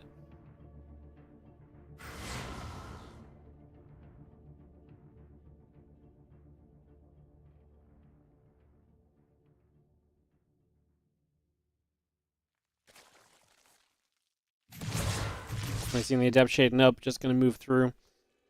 Are the Koreans playing with a handicap? Nope. It's just Central West, usual server changes. Classic's just not playing well. I mean, that does happen, guys, you know? He's just not playing well right now, like, he's just making mistakes. Like, he's not scouting properly, he's not reacting to what he is seeing, because I really feel like in the last game he saw a bunch of units spawn, never bothered to check if that was maybe a problem for him, had no recollection of the fact that these units were going to attack him. So yeah. And now he's just going to Warp Prism 6, you know, what, how many gates is this? 8 gates? So he's just going to go 8 gate all in. Is he still mining in gas? No, right? Completely pulled out of gas? Yeah. Well, this is a game where Wayne... this is actually a good map for this, I guess, because if this Overlord doesn't check through for the gases here, then you don't ever know this. But it's very hard to see the main base as well. And as this Overlord does come in to check, it's going to see the lack of gases in a moment. And maybe start realizing just what's going on. He's building a Roach-Roar, that does not necessarily guarantee you a defense. I mean, he sees 3 Zealots, that's already a tell. This is pretty much an all-in because there's no other world in which you have 3 Zealots built unless you're going to be super aggressive. There's no charge, no, this is just an 8-gate single Immortal slow Zealot all-in. It's super all-in, it hits very early. It's very powerful, you don't need charge to make this good. This actually does kind of stand up on its own accord a lot of the time. As a few more Zealots get warped in. Beneath that prism. Overlord goes down. Wayne's supply block is not going to be pretty. 5 roaches coming up. The problem is roaches in an open area is not going to be great for you either. As the Zealots do their thing and get forward, obviously you can lift up that Immortal and really just kind of bring that away from those units. The Ling's not going to do great against the Zealots. That's where the roaches are going to be important. But that's what the Immortal's great for. If the Immortal can hit the roaches a little bit, really chunk through those. It's not going to be a lot of roaches. As the prism's quite far back, I'd like to see the prism siege up like here now because the queens have already been pushed into the natural, so you're much safer. And keeping the prism somewhere where you can get involved to lift up the Immortal and protect that, I think goes a long way for you, as the Zerglings are still clearly struggling to fight against these Zealots, and the Zealots around the natural already doing a lot. The prism steps up, Wayne says GG, we go to game 4. Classic fights back with the 8 gateway all in, and hits hard, hits early, and says, enough of you killing me. It's time for me to do some killing of you. And he gets that going. Did Trap retire? Trap was playing stuff recently, no? When did Trap last play? Might just be taking a little bit of a break. When did Trap last play? Oh, he last played in WardiTV Christmas Eve games. Yeah, maybe. Actually, I don't know. He had a pretty bad streak towards the end. Oh, God. Is Trap gone? Trap was really good, though, in, like, middle of December. I don't know if he might just be taking a bit of a break at the start of the year or something, you know? Yeah, we'd be kind of sad if he was gone too. How does this build work? You literally just mine enough gas to build a robo facility, then you just put all your workers onto minerals. If you see it coming as the Zerg, you never fight in the open. Your third hatchery can die. Fight in the mineral lines, get those roaches choked up. It's very important you get roaches, and it's very important you put them in mineral lines and protect those roaches. You need to hold position drones. You need to put them in gaps. You need to not let them get surrounded by the slow Zealots, basically. That is the amount of efficiency you need to find to shut this down. Last played 3 weeks ago, no need to be worried. Brackets, I'm still worried. Yeah, he played, yeah, he was accepting all the invites to tournaments I was sending. Oh, he didn't accept one, he couldn't play 1 week, but I'm not sure. Yo, what's up, DJ Kicker? Thank you so much for gifting a sub out. Gonna hit 8ball83 with the gifted sub. Thank you so much. Our spine's good here. They were 2 weeks to the Immortal. You can put a spine maybe in the back of the natural. The problem is it's very mineral intensive. And it's very hard to get a spine up on time as well. And also, I think the pros can do a lot to work around the spine crawler. So I'm not sure if the spine is like immediately great, but I don't think it's a terrible idea, right? So really been enjoying the channel, watching some SCT. Keep up the good work. Well, thank you so much, mate. Thank you very much indeed for gifting out a sub, and glad you are enjoying. Thank you for supporting. As we kick into Wayne Classic game number 4. Let's keep these games going, guys. Let's get this rolling. Alright. So, game number 4, we're going to go to Frostline. As we have Classic's attempted comeback is on the move. Our Blue Protoss in the top right corner takes a game with an aggressive build of his own. to fight back against Wayne's aggression, who is the red Zerg in the bottom left corner of the map here. Winner of this does move on to play Cristiano in the next round. And honestly, I want to see... I really want to see... I really want to see Classic advance. I kind of want to see Wayne Cristiano if Wayne does manage to beat Classic. That's also ZVP, so I'm kind of down for it. Kind of down for it.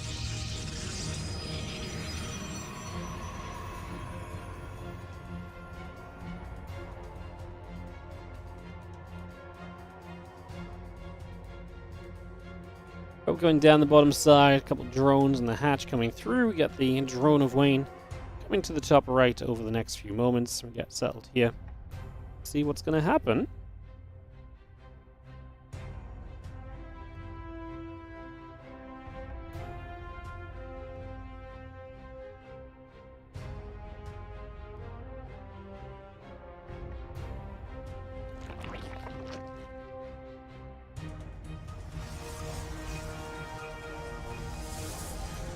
Hatchery comes in, so we're going to see a hatchery block right there.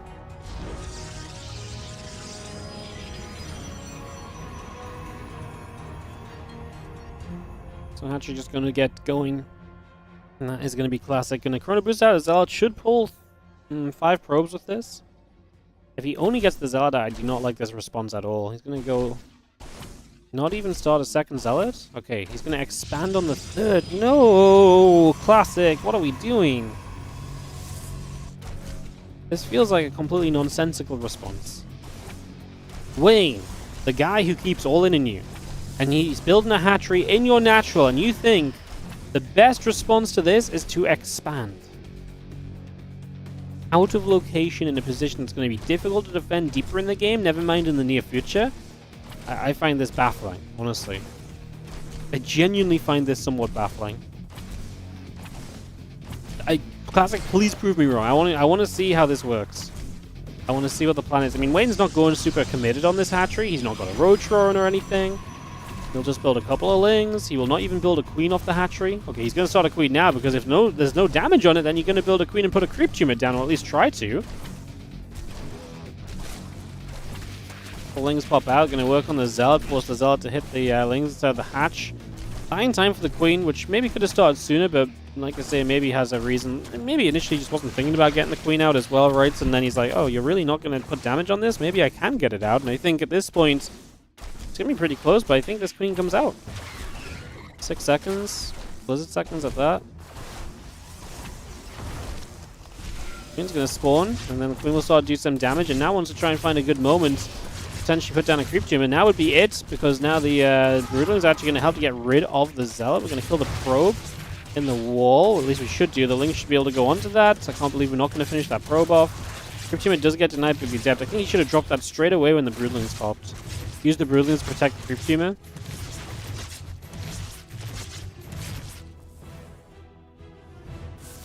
The Link's still moving around. Classic losing a lot of mining time. Oracle going to activate, and a few Links continue to drop here. Queen going to take some damage, and the Adept is going to shade back. And Ling's going to run around. You can't get probes to this base right now because Wayne just has control out the front. Yes, the Oracle will stop that and will help you to protect you. He's still got 3 probes pulled as well. The Ling's getting Adept. We killed 2 Adepts and a Zealot here. Resources lost is obviously very favorable to Classic, but I mean, I guess usually you'd have a later Nexus. In this case, his Nexus is up. I think the problem with his Nexus is the continuation. Because so often, you know why pros players wall off their natural guys? It's to protect this base from being under attack. You know what there's not happening all over here? There's no wall off. You can run into this base extremely easily, so I'd be extremely surprised if Wayne didn't somehow capitalize on that. That's why I just don't really see it. I mean, you can just, if you just pull 5 probes, this hatchery goes down soon enough where you can just put your own Nexus down, you have a Zealot and a couple of Adepts to counterattack with, and I think you can do very well. That's the standard response. Like I say, let's see what Classic can do for us here in this game 4 as the Oracles come over. Wayne knows about the base. Yeah, he's got an Overlord over here. He might not have seen it before now. He definitely knows now. Oracles will. Oracles are going to be a great defense, but I suppose as well, if the Oracles are going to busy themselves defending so much, then they're not going to be there to play offense as much either, so that also works in a couple of ways.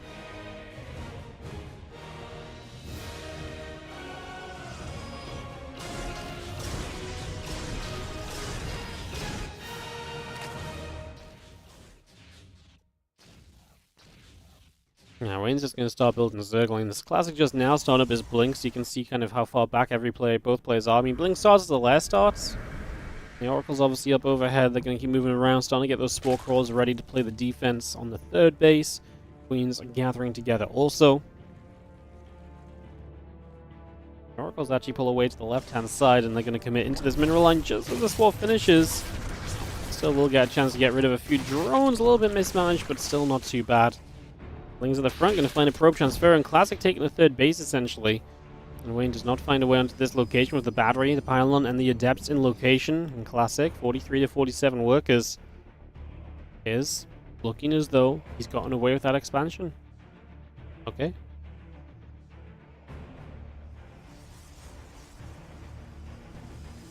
As the lag kicks in, I think Wayne still has a aggression plan. I think Wayne gets the lair, starts roach speed. Could he Nidus? Is that on the table? Not really. He doesn't have a setup for it. I think he just roach speeds plus 1 missiles, and he just probably sends a roach attack still. Oh, he goes straight into Hydrogen. Ooh.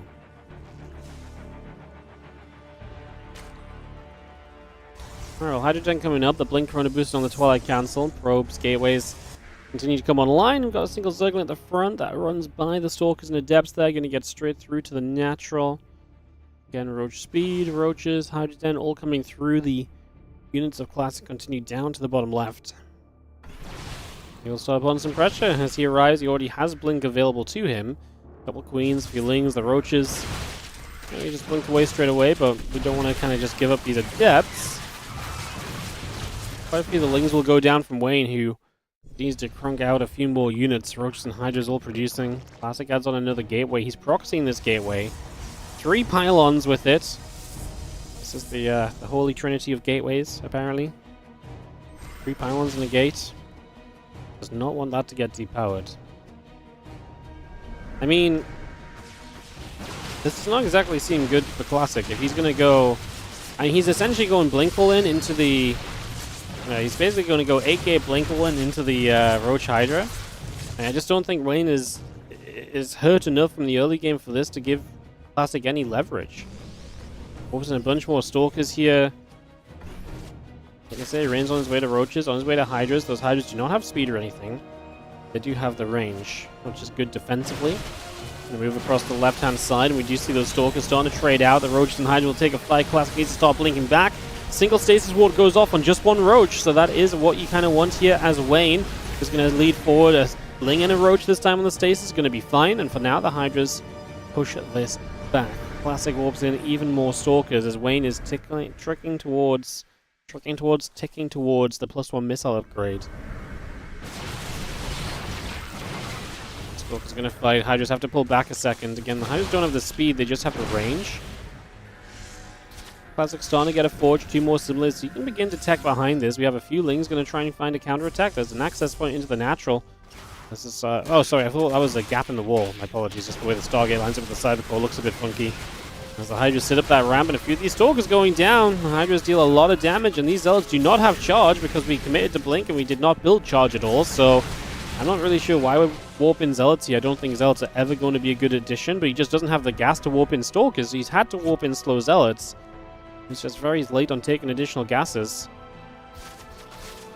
More Zealot goes down. Wayne's supply is growing. It's going to be seeing a couple of Zealots going down. Stalker's going to get jumped on. We do have a stasis on the bottom side. He's going to go up, but again, just a single Roach activating it. Next stasis is too close. It's going to go off from the exact same Roach. The Oracle started to die, and the Stalkers again push back. Classic types GG. And Wayne is just going to hold, which I just don't think really... I'm reading chat, and you guys are like loving Classic's position. I just don't see it at all. I just don't see it at any point here where Classic looked good. Like, he arrived with Blink, and he had like 4 Stalkers. You know, usually when you arrive with Blink, You arrive before Blink, but you have like 7 or 8 Stalkers to start poking away at the 4th base with the Oracles, right? So like at this moment here, even then I'm like, I just don't think that's really it. 5 minutes ago, yeah, I'm not really talking about 5 minutes ago. People were loving Classic's position like a minute and a half ago. Even like 5 minutes ago, like coming out of the overall setup, I think the biggest issue like here for Classic is just that I really think at this point even, his production is just going to be delayed. Like Twilight finishing, he has the Oracles and the Phoenix, and okay, Wayne doesn't have much, but he does have... right now, I do think I like it for Wayne, for Classic a little bit more. But I feel like the moment that the Blink, first kind of like little Blink shove arrives, if you look at this compared to like a usual game, like this isn't scary. This is like 6 Stalkers. When Blink is done, and Wayne is on the work account he would want to be at just to continue to handle this throughout. His upgrades are coming. They're not there yet. There just wasn't enough Stalkers here, and because of the way that he's building, there's no Robos, there's no Prism to reinforce it, so he has to reinforce from up here, and he's attacking down here. And this gateway is not even close to being done. So I feel like for the last 2.5 minutes, this has just looked horrendous for Classic. GG's. Wayne, 3, Classic 1. GG. Wayne, with the upset here, is going to come through and get a chance to play against Cristiano in the next round of the competition. So it's going to be Wayne Cristiano coming up in a few moments. We'll get that set. I'm just going to nip to the bathroom, guys. We'll be back in a couple minutes for Wayne Cristiano PVZ. We'll get into this in just a second. I'll see you guys after this.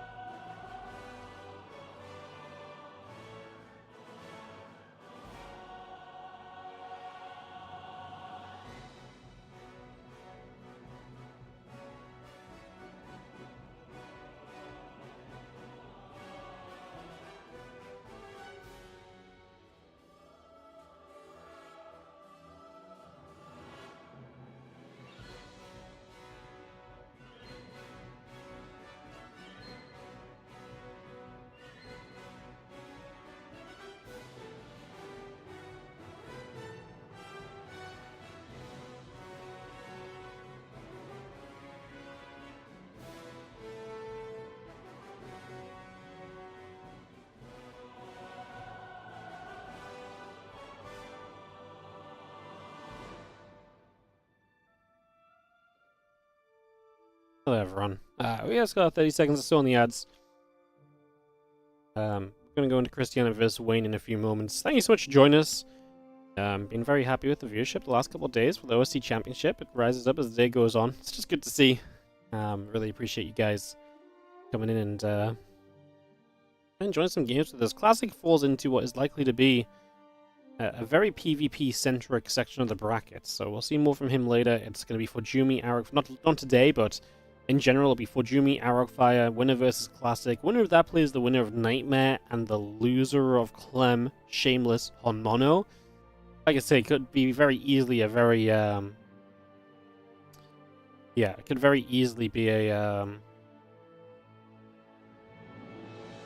very PvP-centric section. I actually think the loser of Hero Skillets drops down into that section as well. So, yeah, very PvP heavy, I think, that area of the bracket. Let's see if Classic can drag himself back through on another day. As today, we're going to continue in.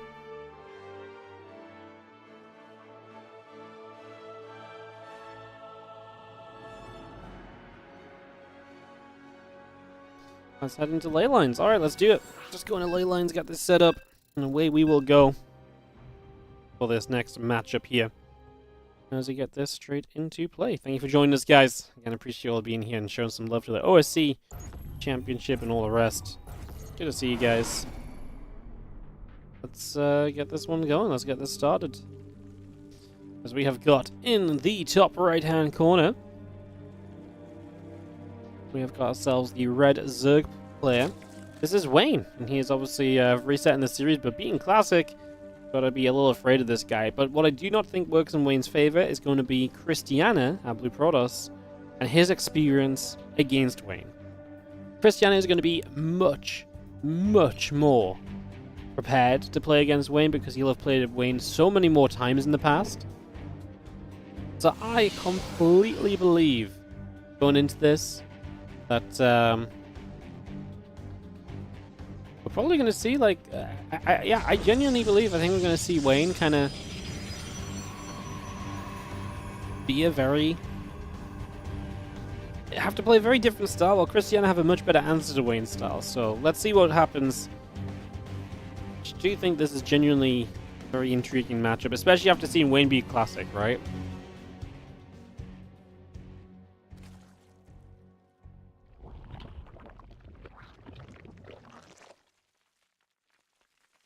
Towards a Cristiano victory. Honestly, I do think Cristiano is very good. I think I do favor Cristiano against Wayne. That's what I'm trying to say. I feel like after watching Wayne be classic, I should feel better about Wayne's chances. But I don't feel good about Wayne playing someone who's just much more familiar with them, you know? As yo, Fiskus, thank you so much for the 5-month resub on the Prime. You guys know what they say. It is indeed time to use your Prime. Yep, use it right now. Support the stream. Really appreciate it. Also, thank you so much for reaching level 20 on the sponsor. For some reason that's not showing up on my dashboard. Why not? Probably got it filtered incorrectly on this PC for some reason.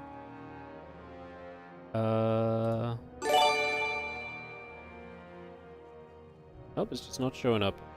I just saw your name on the sponsor as well and then just disappeared, so good job me, I guess. Skillus, see? Skillus is going to be out here using his Prime sub, guys. You guys want to be more like Skillus? Use your Prime today. Thank you so much for the 5 months, mate. There's like a couple lings. We'll chase down a Proby.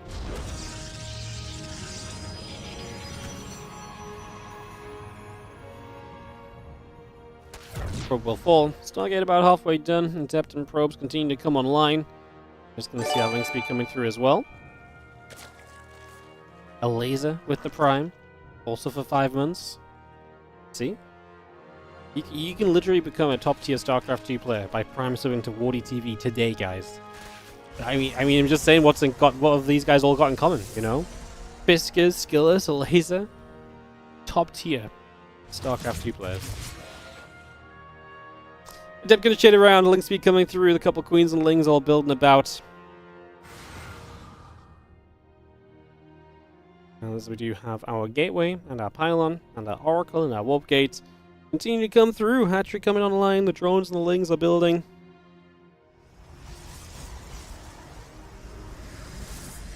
Oracle will fly out onto the map, so it's going to go straight across the other side. The Zerglings here from Wayne are going to come down the left-hand side, and where do they want to go? Poke at the natural a little bit, Cybercore gateway, and a second gateway all coming through that. As the Oracle will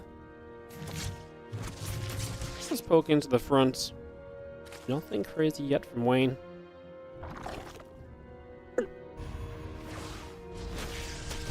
That's just going to hold the gap in that wall. The Zerglings get turned around the other direction. Nexus. Simulators and pylons all coming through. We have got drone spores in the Overlord producing as well. As the Lings continue out over to that right-hand side, pulling all the way back to that bottom right corner. Oracle trying to get going, but actually dies. So Wayne kills off an Oracle. That's kind of a huge deal. When you're playing against Wayne and you want information, you want to keep track, and you may have to just use that Oracle defensively as well. It's going to do a lot for you.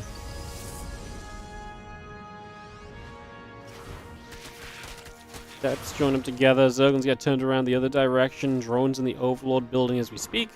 While accounts on the Forge coming through, the melee upgrade building on the Evolution Chamber, and again the Zerglings of Wayne are going to go back to the far right-hand side. So they're just going to be pulling back over there. Hatchery coming through, the Creep Tumor coming up. You do see this Oracle taking a bit more damage. The Queen's just punching back a little bit. A few more Lings coming by, drones on the way. Gateways and the Temple Archives are going to be one of the next steps of this, so we get that building as well here. Next few moments. Set up to continue on through. 4 drones going down, make it 5 as the Adepts continue across the map, and actually going to get a lot of damage done here, so a lot of drones going to get targeted, and this is damage we just did not see Classic finding against Wayne in the slightest, so Wayne actually taking a ton of damage, 11 drones going down. And Temple Archives is finishing, the 6 additional gates are coming up, probes, charge, +1 attack, all building through. We do see Zerglings going to reach the bottom left. Just as that Stasis comes in, a couple of them get caught, but the rest can go after some probes, so Wayne can try and find some damage in return. Cristiano on a worker lead, as Wayne is just spamming Lings. It's not exactly good for Wayne. Unless those Lings really can do damage, and I will hold my reservations on that one. I'm not immediately convinced, to say the least, as our Zerglings join from Wayne together at the front. And we get ready to push on with those over these next few moments. Things wrap around. Archon taking damage, Adept as well. Just gonna see the things getting Archon, and we do then get away with the Lings. So at least some value from these. We are now droning from Wayne. I mean, at least we get an Archon, so the Lings being made before drones was not a complete waste. Was it worth building the Lings before drones? That I'm still not convinced about.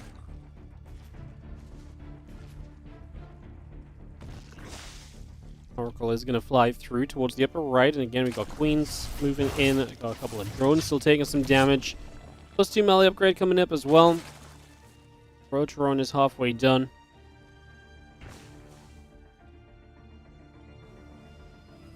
Got an Archon's Prism as well, just continuing to come over as the Oracle will poise itself. And it's actually just going to drop a recall as well, so that Oracle also pulls back out of there. Solid Archon joining up in the bottom left.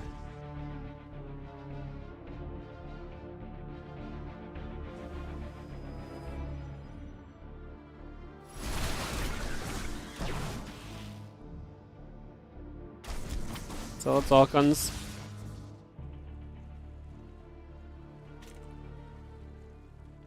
Just pulling away. Do you see the rest of the Lings coming over? Zealot's actually going to get chased. I mean, Cristiano on a pretty powerful force. Zealot Archon.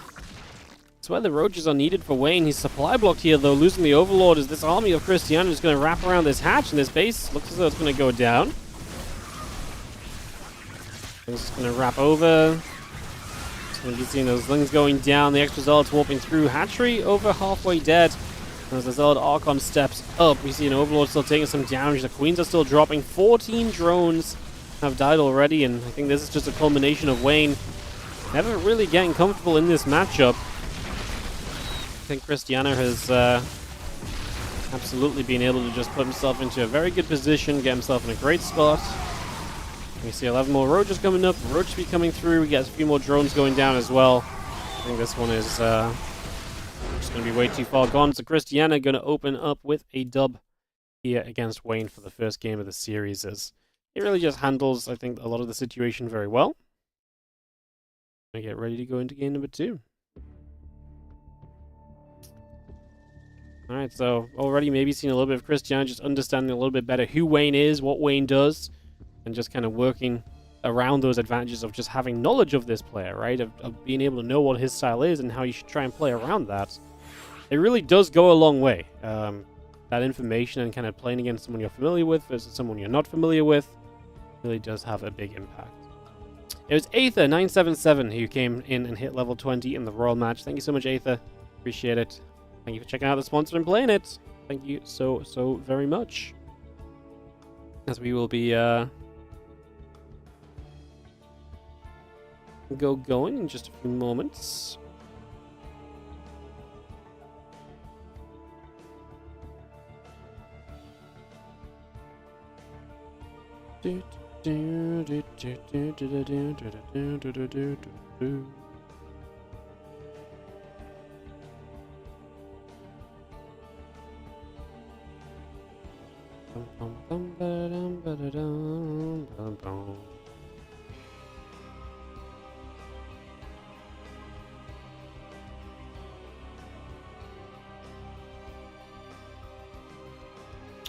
Alright, let's go into this, guys. Let's kick this off.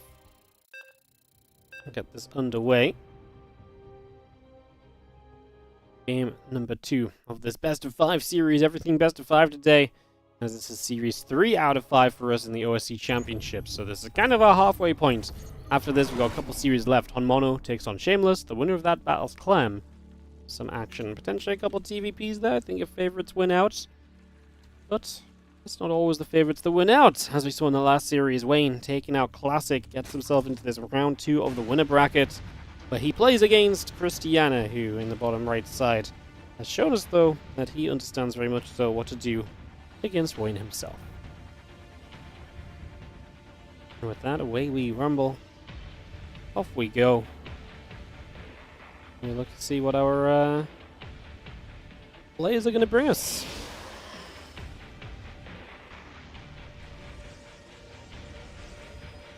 In game 2 of this series.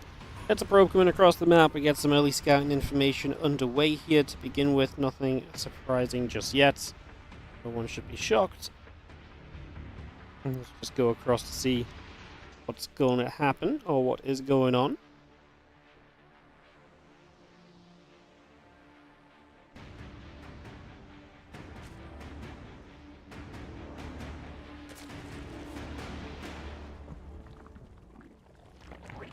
Probe comes over. It's going to move into this main base. Extractor coming through. Hatch gas pool. All on the way up. The gateway coming online as well.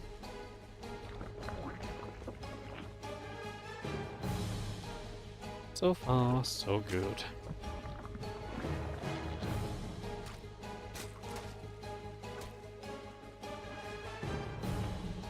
Probe pulls back to the natural. Again, the Cybercore and Nexus both on the way up here. The probe begins to move forward.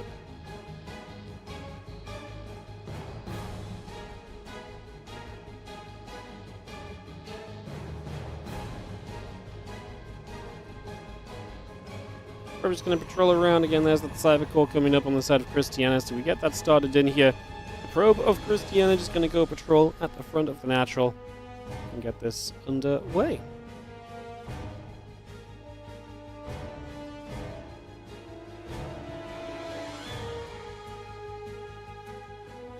Twinslings and drones all coming by.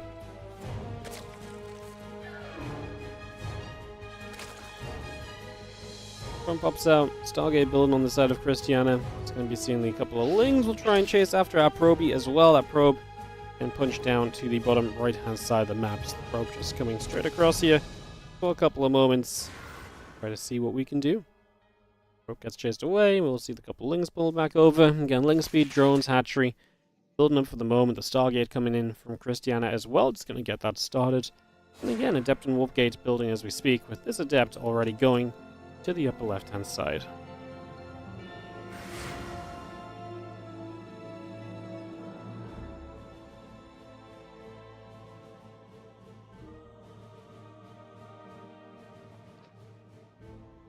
While the Adepts gather, I'm just going to be seeing the Ling Speed, the Queens continue to come over.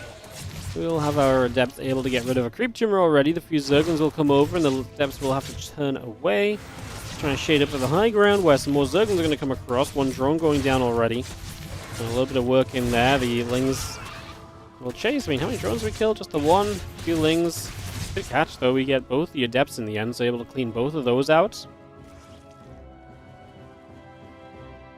Global Facility Gateway all coming online as the Oracle flies across. The Zerglings come over and head down to the bottom right-hand side.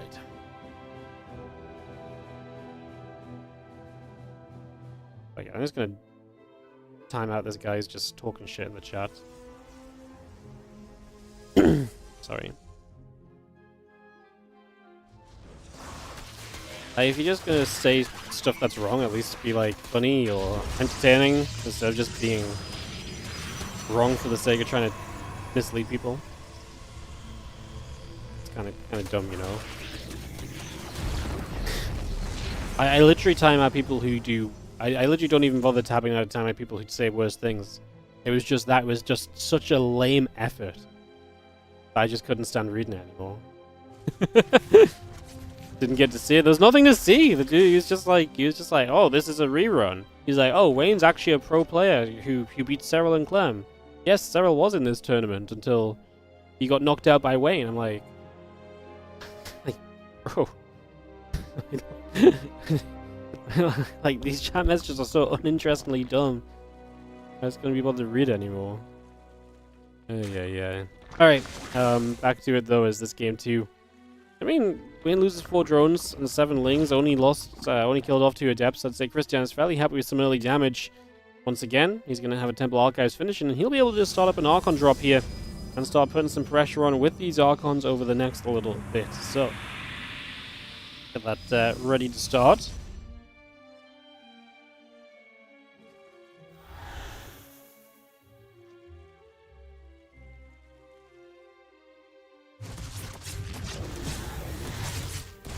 Couple Archons is going to fly. The Queen's going to get shoved to the other direction. We will see the Queen going down. The other Queen taking some damage. Roach is going to be there. Second Queen falls.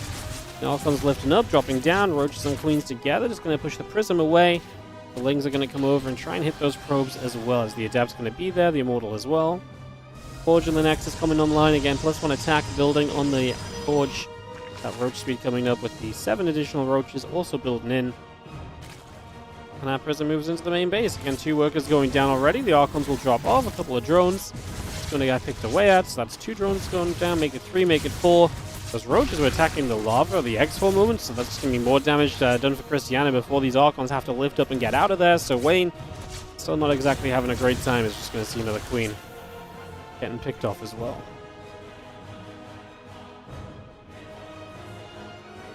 The Prism comes back down the bottom. The Oracle activates, and a few more drones getting picked away at. So 9, 10, 11 drones, make it 12. Oh my goodness. Cristiano! He's having a field day! He's out here, and he's just picking up so many of these workers. What a party for him. What a great time. As Wayne comes across the map, 45 drones to the 64. He's got double the army supply. Is that good enough? Because it is just Roaches against a Mortal Archon. I'm going to say I'm not feeling good for Wayne. As Cristiano sits here with the Immortal Archon defensively, some sentries as well.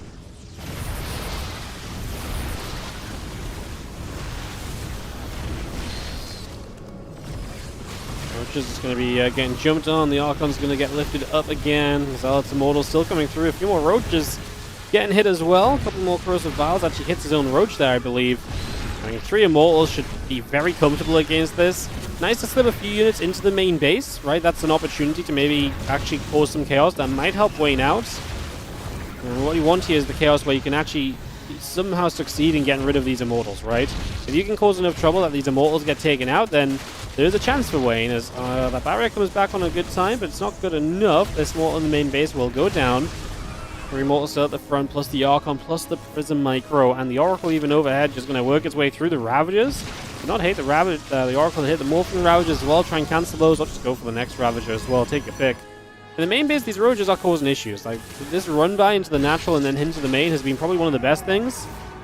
And again, Oracles nowadays just have endless energy, don't forget as well. So you pick off all the Ravagers here with the Oracles, and now as you push forward again, the Lings are going to break through into the main. You still have multiple Immortals, and the more Immortals that join up, like, you just need to be killing Immortals, basically. As the Zealots come through, GG gets called, and Cristiano takes game number 2 with this best of 5.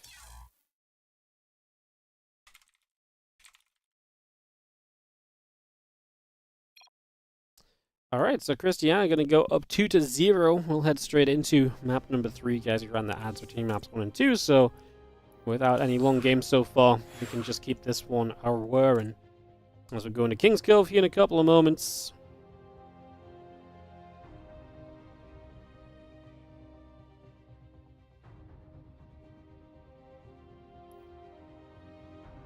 Let's go into King's Cove. Cristiano takes the 2-0 lead.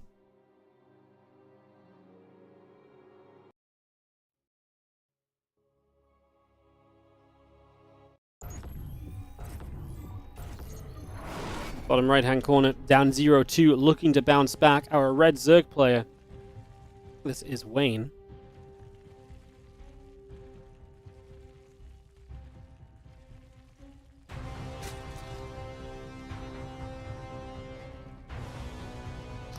Top left, a blue Protoss. It's going to be Cristiano. Game 3 of the best of 5. Well, Cristiano looking for a clean sweep. Was up 2-0 early against MindelVK, but did drop that third game. That's been the motto of the day. 2-0 lead, third map gets lost, and then you win it on series, or game number 4. Maybe that was what was happening in the Leo League Cup, just we were playing best of 3s as well, so you go 2-0 up and the guy never gets to win game 3 because we don't play it. Oh, maybe we're onto something, guys. Well, we found a trend. Let's see if Wayne can win this game to make that trend a reality, as we do see a drone coming across the map. And with a drone heading across the map, you already expect this to be, more than likely, a little bit of something funky.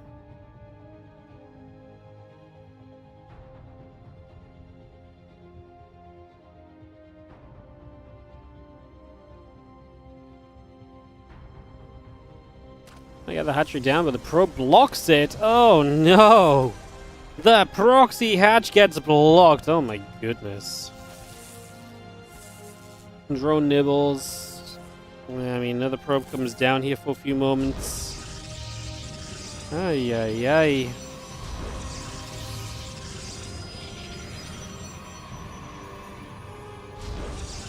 You can see that drone continue to move about then for just a couple moments. We will see what we can do from this point, but this is already looking pretty darn rough. As the hatches coming around.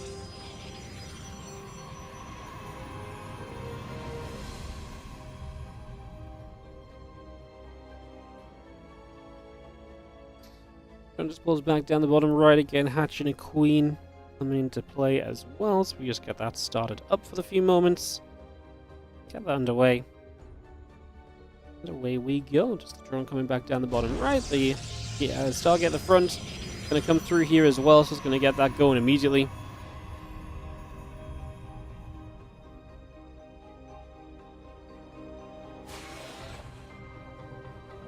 I didn't even think about the fact that he walled on the high ground.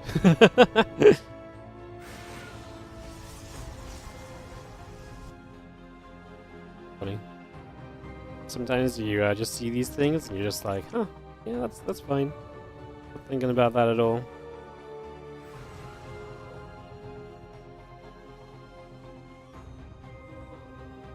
Target about to finish. That's going to give us a little bit of tech from Cristiano then, as he does begin to work on a natural wall-off. The link speed from Wayne will start up. And yeah, we take a few moments. The depth just stepping out. The probe heading to the upper left-hand side. Going to be moving back through the natural. And just going to get home. Once we got another gate down, and Cristiano even sending the probe over to the third base location right away here. So just going to put that probe straight over toward the third base. Oracle about to finish up. The warp gate coming through. Gateway is still producing. And yeah, the Oracle will continue to cruise about up in the skies.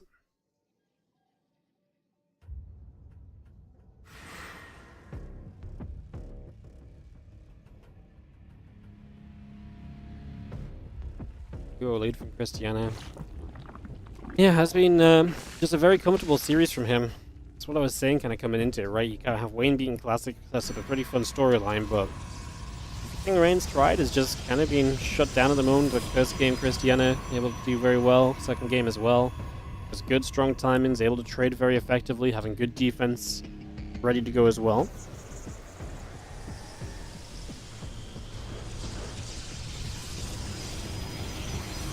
Pelicans and Forge both building through as our Nexus comes into play. Add 2 adepts onto that from Cristiano as Nexus continues online. And the Oracle's getting active on the other side of the map. Going to start going through for a few of these drones. We're going to get a couple drones here and there. The Melee upgrade coming online. The hatchery coming through. The Oracle's going to take out the Queen. Just the Queen falls already. Okay, that's nice as well. Getting a Queen plus drones. One Oracle peels back down to the bottom. The other has health to get away comfortably. And is actually not going to take any hits on its escape. This one, like I say, was low. So just went to hide in the corner a little bit sooner, just in case it did get caught on its exit.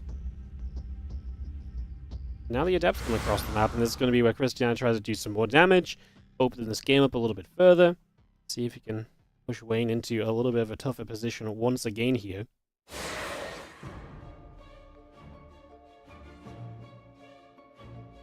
Okay, well, the depths will shade, the Overlord hanging overhead.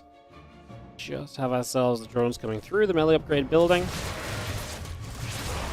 Things wrap around, those are depths. Gonna keep fighting, the few Zerglings still going down, the Queen gonna be there too.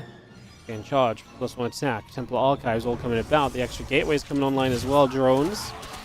We'll get picked away at. Few Zerglings just gonna get the kill, a couple more drones coming over.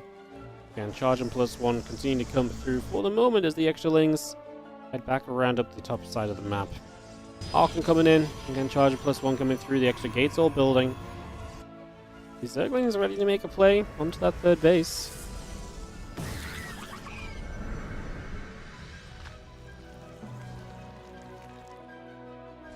All those gateways continue to produce. Robo Facility coming online, Hydra Den starting from Wayne as well.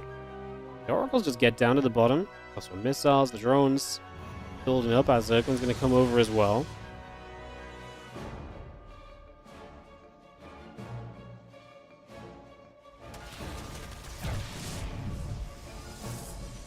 Trying to think about getting a Nexus down, just going to be seeing tracks coming through, the Hydra Den starts up. I mean, different plan then from Wayne with that Hydra Den coming into play, something different from what we've seen him get to before. Cristiano, I mean, he has his charge, he has his Archons. Does he want to try and put some pressure on over these next few moments and try and capitalize and maybe hit Wayne while he's still getting set up? Possibility.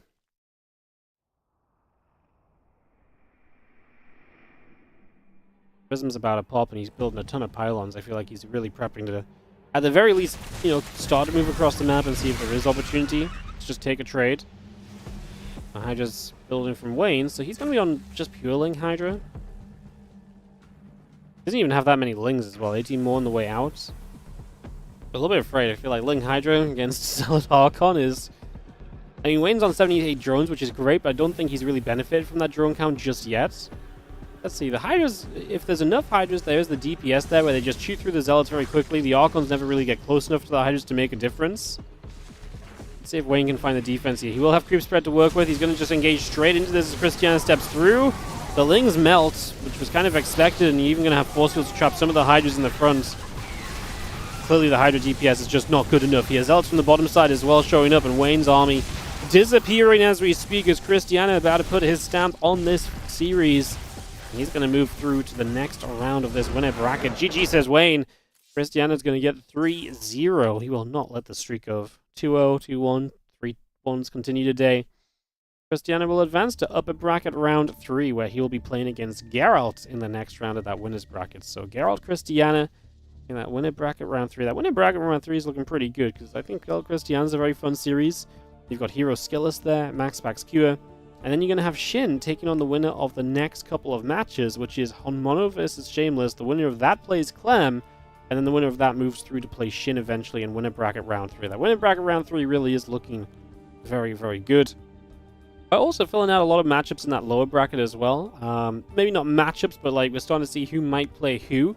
I'll bring that up on screen a little bit later on the day, guys, because as a couple more matches finish up, we'll see a couple more kind of where players have dropped down to. At the end of the day specifically, I guess it'll be very interesting to see just where everyone has ended up and what we're maybe going to be looking at covering over the next few days in the OSC Championship. So, yeah, that's where we're at. That's where we're going. We are going to head into more games here in just a few moments, guys, as we'll be heading into the Hanono versus Shameless series. It's going to be a best of 5 coming up in just a few moments. So, just run some ads. We'll get that going. Is there any news about Katowice 2025 on Alternative? Nope, we know absolutely nothing about any competitive StarCraft 2 for the next year, unfortunately. YouTube stream just, my view of my YouTube stream just crashed into the actual stream. Alright, I'll get this set up, guys. We'll be off and away in a moment. We'll give it about a minute or so just for the ads to play out so we don't overlap too heavily at the start. Yeah, Hanono versus Shameless, and then the winner plays Clem. Shameless Hanono was scheduled to be played in 2.5 hours. Yeah, but we also started earlier today because League Cup was just fast. So while we haven't exactly had the longest series today, we also have just started, like, I think an hour and a half earlier than the original schedule because, like I say, the other tournament didn't last very long, so... That was always going to be just a guesstimate as well, so... Yeah.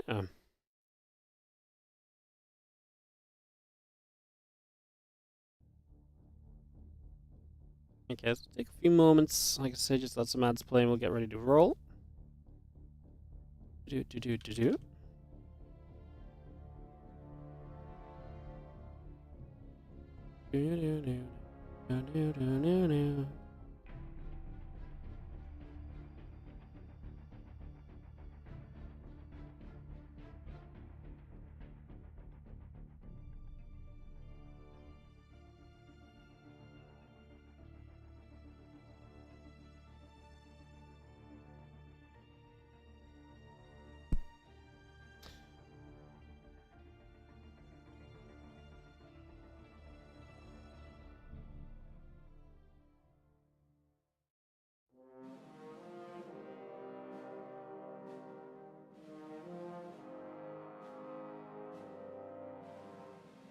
Alright, let's dive in, guys. Have a little jump through into this next series. Let me get this going. We started exactly an hour and a half early. Nice. Yeah, I mean, the start time of these OSC days are literally just linked to the, they're just linked to the, whenever we finish the previous tournament on the same day, you know. Let's do this series. I'm actually kind of intrigued to see if Hanono can put up a bit of a fight against Shameless, because coming in, Shameless is kind of the favorite. A player who has played a fair amount of events over the last year. Has definitely become a name I've recognized with a lot of OSC, King of the Hills and stuff as well. So yeah, and Hanono, another of these guys, he continues to play and plays in quite a lot of different events in the early rounds. I would say Shameless to me always seems to have a little bit more success, so I favor him in this series, but I know Hanono can be a very dangerous player, so I'm excited to see what they've come up with here as we kick this game 1 of the best of 5 into action on Grezvan. Again, if you're just joining us, this is the OSC Championship, and you're thinking Grezvan? That's because the OSC Championship does use an extended map pool. It's the OSC Extended Map Pool. 9 ladder maps and 3 previous TLMC maps that get voted on by the players and organizers. Grezvan, Romanticide, and another coming in today. And what was the other one? Grezvan, Romanticide, and... I'm just going to check the Wikipedia because I forgot. Error Home. Oh yeah, Error Home we actually just don't see a lot of as well. This map does not see a lot of play. I think because it wasn't a ladder map, I think Grezvan and Romanticide obviously are maps a lot of players are familiar with. Whereas Error Home is a map that a lot less people kind of know about, right? So, yeah, that makes sense we don't see that one so much. But yeah, Grezvan and Romanticide very much so loved maps. Not too surprising to see those get played a little bit in this extended map pool. Fairly frequently, being, you know, not instantly vetoed out is generally a pretty reasonable achievement. As this probe has scouted, has seen a command center, has seen a barracks, and away we go. Man, guys, we're finally getting to see some PvT today. Is this the first Terran we casted all day? I think it is. I don't think we've seen a single Terran all day long. We've casted PvZ, PvP, and ZvZ, and nothing else. So I'm very excited for us to actually have some Terran games, and it is guaranteed a couple Terran games, because again, the winner of this series plays against Clem in the final series of the day coming up next. So, yeah, actually it puts us in a pretty fun place.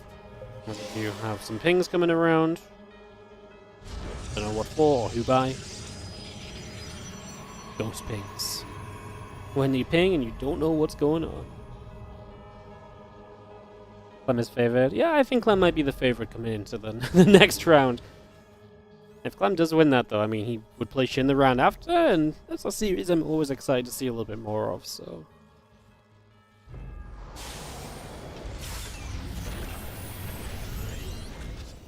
Couple of barracks building in the main base. They're going to see Hanono already taking us to the 3 racks on the follow-up to this factory very quickly. So not going to bother with the starport, so just factory and then 3 racks. Going to get a couple of factory units out, but we'll then have the power of a slightly delayed 3 racks coming in after. Fun combo. Actually very interesting because building 2 Hellions as well, it's very mineral heavy. You know, 2 Hellions is 200 minerals. That is not easy to afford, especially after you've added 2 more barracks, or just 300 minerals. And especially if you're about to go and build a whole bunch of Marines, I guess we're not really building many Marines at all right now. This barracks here is building a tech lab. This other barracks is not building Marines yet. It's going to build a reactor. So I guess that's kind of how you can afford this a little bit. Because this is going to be a bit of a Marine Hellion push at the front. Battery not ready yet as these units arrive here from Hanono. 2 Adepts and a Stalker. The Hellion should probably just run by. I don't love him attacking the Adept here. Because what, you're going to kill an Adept and then the battery is going to start healing everything else? I feel like if the 2 Hellions dive by, that kind of puts a little bit more pressure on the pros to really deal with this. Hanono decides to go the other way around it though, and like I said, I'm not sure we'll get too much. Well, I was going to see another Adept Shade and a couple of Hellions get cleaned out. The Stalker's going to move around too. Stimpack building from Hanono as the Siege Tank and Marines in the Engineering Bay all coming online as well. The Hellion there gets picked off. The Assimilators still coming over. Going to drop a couple of those Assimilators into play. Those Hellions will go down. And again, just going to be seeing the Adept of Shameless continuing down to the bottom right side of the map. Stalker's going to sit there. Observer going to be overhead. We have our +1, our Stimpack, our Siege Tank and Marines all continue to build on through, so we keep all of that going. The Observer building up off the Robo facility as well.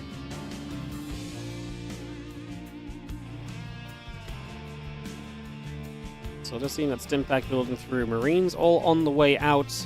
A couple of Marines going to jump into that bunker as well. Templar Archives building in. The gateways are coming online. Nexus and the Charge coming through as well. It's a little bit of everything coming through for the moment. Having our Observer coming back across to the upper left-hand side now as our Nexus finishes. Stalkers gather in. Temple Archives, Gateways, and the Charge coming up for the moment as well. These Stalkers will make their way out across to the upper left. So Shameless put a little bit of pressure on here. Storm already coming through. Charge as well. Very happy to just tech up. Not afraid at all of accepting a little bit of a later stage of this game as... Again, the Siege Tank, Marines, +1 and Combat Shield all coming through. The Starport still coming in. The refineries are building. And it is going to be Marine Tank coming at the front here from Hanono. It's going to start to push on through as the Stalkers take some damage. Again, Storm and Charge building up immediately. And again, our Gateway is going to finish very shortly. That Forge coming online very soon. Just going to see the tanks. Gonna hit the Stalkers a little bit, and we actually lose one Stalker, the rest blinking away. Hanono, yeah, I mean, to me, this is Hanono in a nutshell. Lots of aggressive pushes, SCVs pulling with Siege Tanks on the way across the map. This is Hanono in every way, shape, and form. Honestly, I'm surprised it took 6 minutes for the SCVs to leave the base. like, that's kind of where I'm at with this. I mean, this is a Starport in the game, but no Starport unit in sight kind of scenario. We have Storm, but the idea here is basically that the... Siege Tanks will more or less just continue to zone very nicely, and it's a nice Storm. SCVs and Marines taking a lot of damage. We do see an Engineering Bay at the front going to try and stop the Charge Ops from kind of siphoning through here as easily. The Storm was good. The Storm was very good as our Marines will hit the Nexus. Probes will be taking damage. The Zealots are ready to come back over. Tanks are still going to step further forward again. Our Nexus will get killed off. The battery going down. Marines still firing, Pylon and Battery both dropping, and don't know if we need another Engineering Bay here. I mean, I guess the same idea, try and choke up this area a little bit as we have Shameless just being very patient about it, as he has Zealots counterattacking, so you will have some value coming in from the other side of the map. Those Zealots already put in some pretty decent work initially, knocking a lot of units down. I just don't know if this Engineering Bay does enough for me. Like, I still feel like there's a lot of space to engage in through, so I'm not super worried. I mean, Hanono is basically completely all in because these Zealots on the other side are doing so much. I guess the Liberators are starting to deal with it. However, it's keeping Liberators at home, so the Liberators are not able to come across the map and accompany this army and put even more pressure breaking into this natural. I mean, the Zealots have been great because they've denied so much of this reinforcement wave that would have done so much for Hanono to be across the map already. Pylon will fall. Battery taking some damage.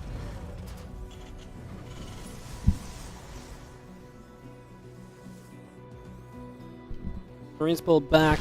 Again, bunkers, Engineering Bays, Medevacs, Marauder all coming through. The tank's going to fire it up. A couple of Zealots are going to break forward here. We're going to see one Siege Tank going down. The Storm drops. The Marines have to split.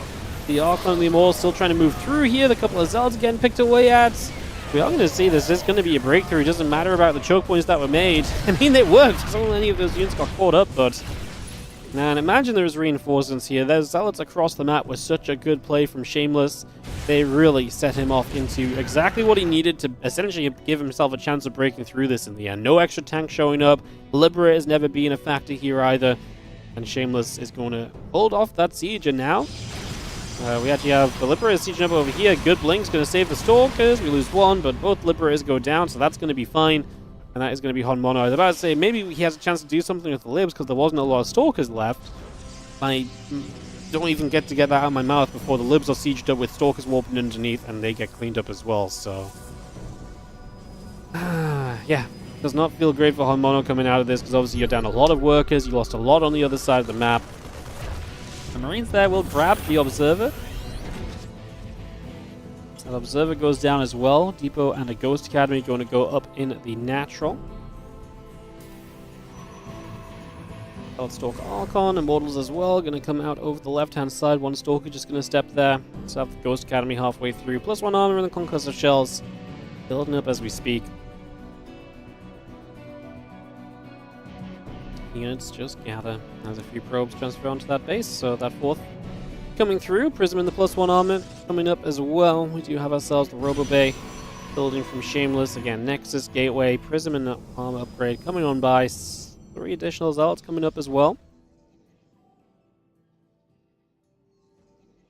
I mean, Shameless has no reason to do anything, but, I mean, why attack into a 2-base Terran? You don't. So he's just going to take a 4th base and say, if you want to come attack me, you're very welcome to. And I think he would be kind of fine if Hanono wanted to attack him. I don't think he's really going to look at this and be like, yeah, you know, stay away, please, I need more time. He's fine, man. Like, he's got High Templars, he's got Storm, he's got a good Immortal count, he's got a good wave of Zealots and Stalkers already. And warping a lot more because he's got 8 warp gates ready to go.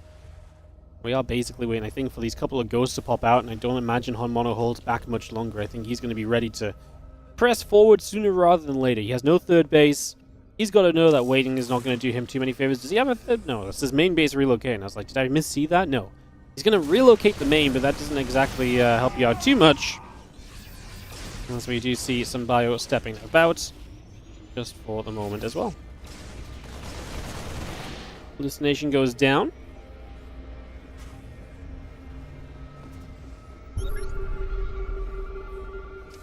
SCGs pull over. Hold the command is going to drop into position.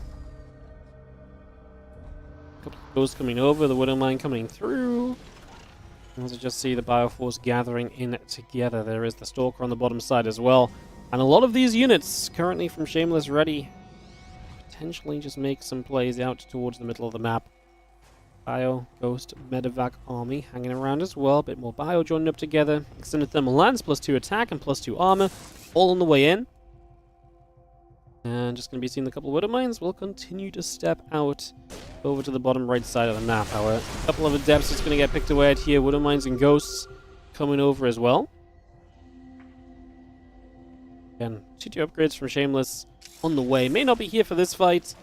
I'm genuinely surprised we don't have SCVs pulled with this from Hanono, as he does eat a couple of storms just to begin with. I was looking at those Zealots warping across the map just to see how much trouble Hanono was in. I mean, you can look anyway. You can look at the Zealots ravaging his 3rd and main, but you can look at this fight, you can look at the supplies, you can look at the victory screen. Everything says Hanono is dead, and Shameless is going to take game 1 of this best of 5.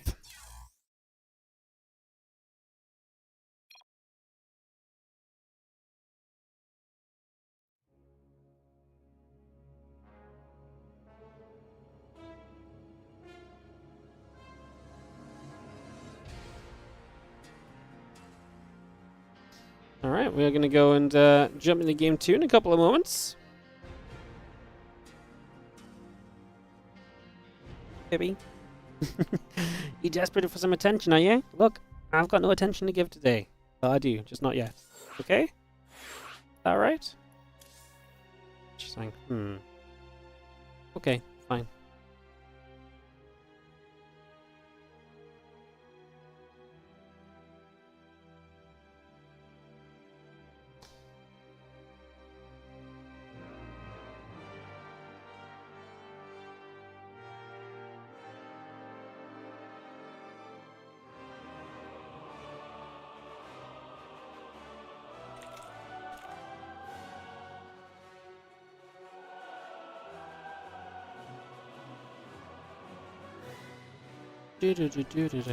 Alright, take this off and get this rolling.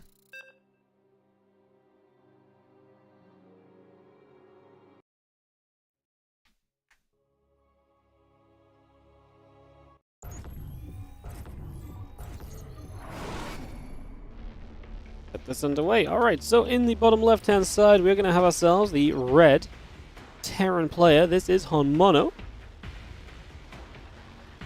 He's down a game in this best of 5 series. Going to Frostline for game 2.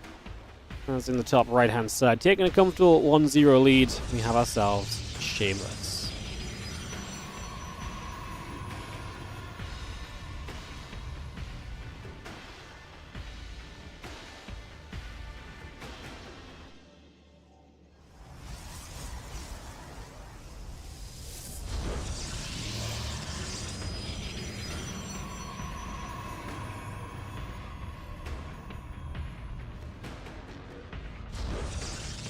Game 2 of our best of 5.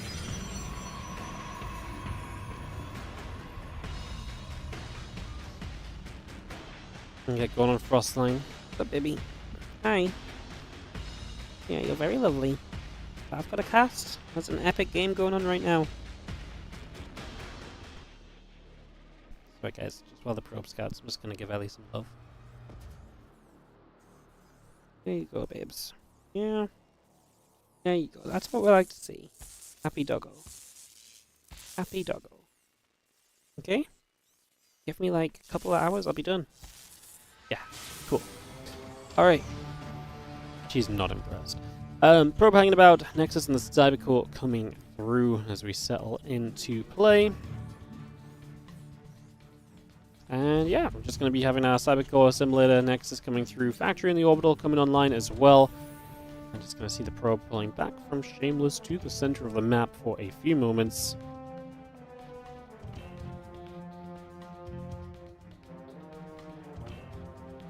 Pulling back for now, alrighty. Away we will go. As, yeah, early game just gets set up. Factor on the way from Hanono. He's mining with 3 workers on each gas bill, so he has not thrown down an expansion like as quickly as he could do. I mean, he could still maybe get enough minerals to get there, but if you're mining full workers on each gas, you're going to probably do this. But going to a starport first, get that up and running. The reactor still building on the barracks. And again, sentry coming through, getting chrono boosters, the Nexus builds on the natural expansion. Also, Stalker just sitting out in the front. And this Marine comes straight across the left-hand side, checking out the third base as we go. Cyclone, more Marine, starport as well, continuing to build. Sentry coming up on the gateway. And the Robo facility will come through from Shameless for now.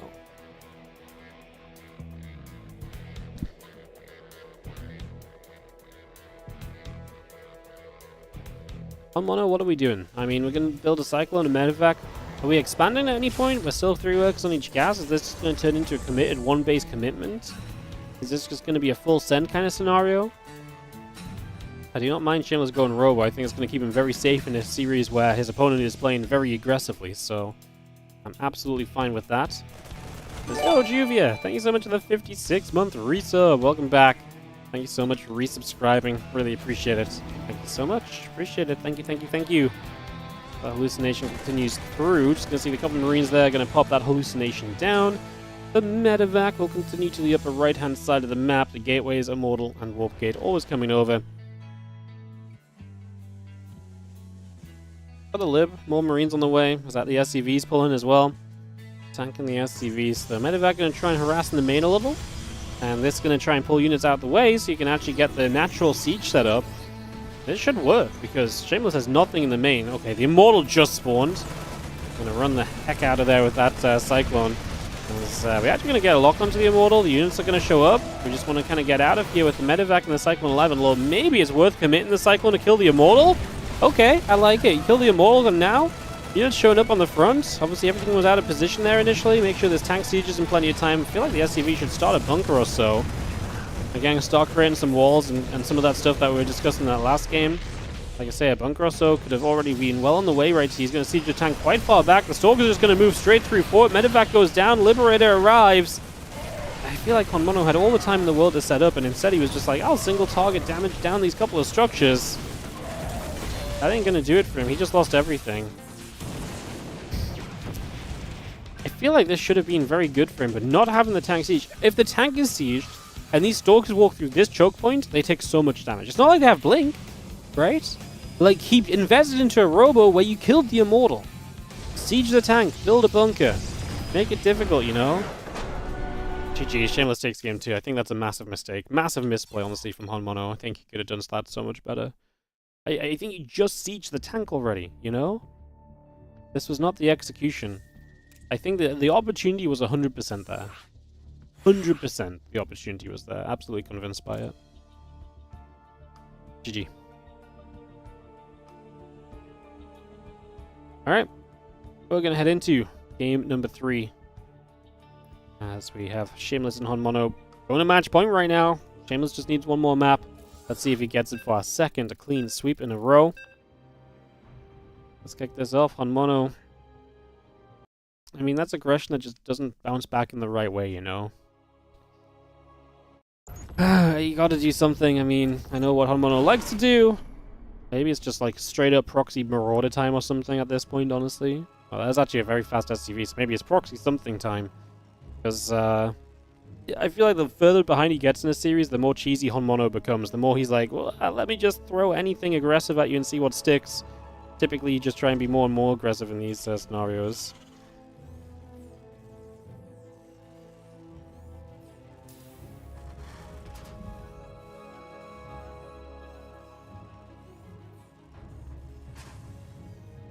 Shameless in the top right. We'll be getting defensive here as the first SCV comes over, and it looks like just a single proxied barracks. Maybe just a Reaper proxy start. I'm trying to think what else he could really do to really throw the kitchen sink at Shameless right now, but yeah, maybe we just start with a Reaper proxy, and then we get Factory and Starport going at home. Oh, he's going to go second barracks at home. Okay, I didn't think about that one. It's not super common for the TVP, but multi-racks Reaper to start with. Or even you build the Marauders off the proxy, and the Marines just walk from across the map, right? Also a possibility. Also a possibility, as we do have our refinery coming online here from Hanono. So we'll see what that gas gets invested into soon. Now this probe is going to scout. Shameless needs to identify that Rax is a bit later than it should be. The gas time is perhaps a little bit off, right? You know, there's timing differences to the expectation here.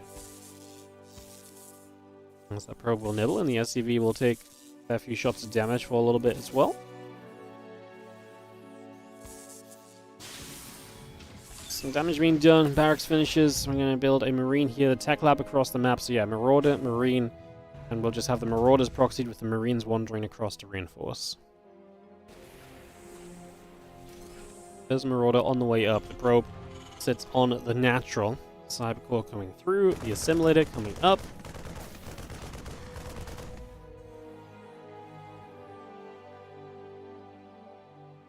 Marine just continues to push the probe back over that right side. Again, concussive shells coming through. The Marine Marauder coming about. Again, our Nexus on the way in from Shameless here. As we get that started, SCV patrolling from Hanono.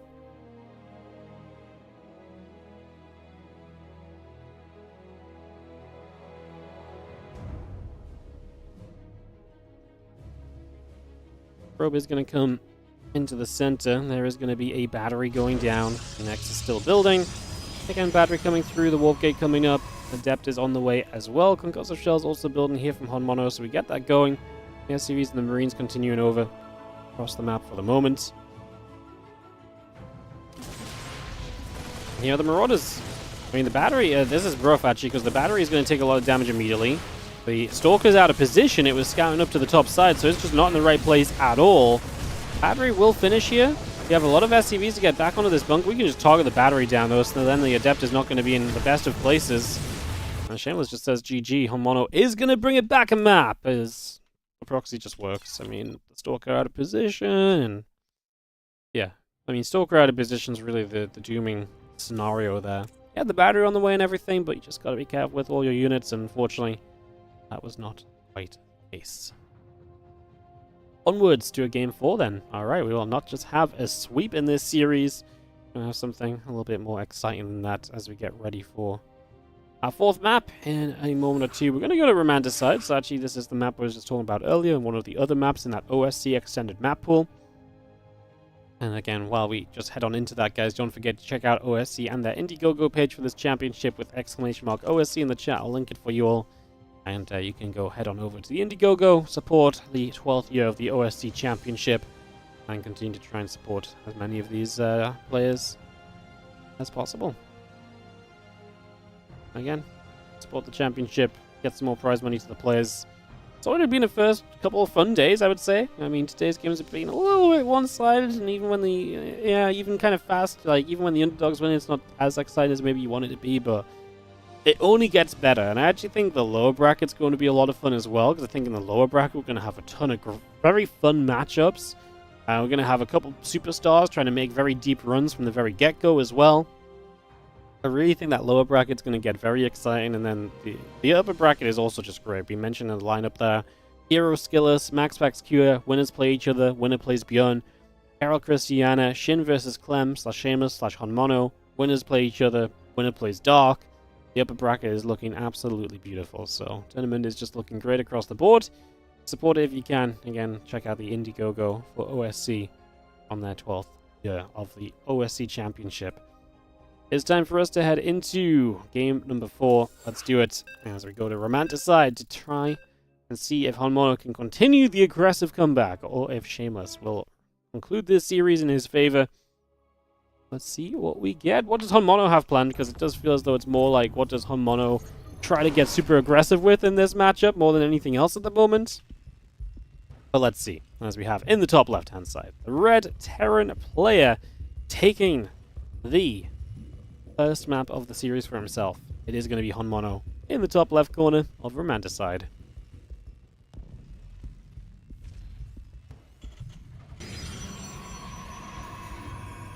Bottom right, our blue Protoss player is Shameless.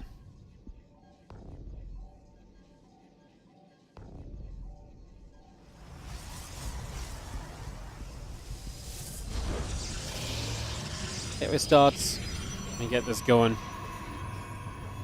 Game 4 of the series, and we already have an SCV across the map and taking position, ready to cause some trouble. The barracks will start. This is actually funny.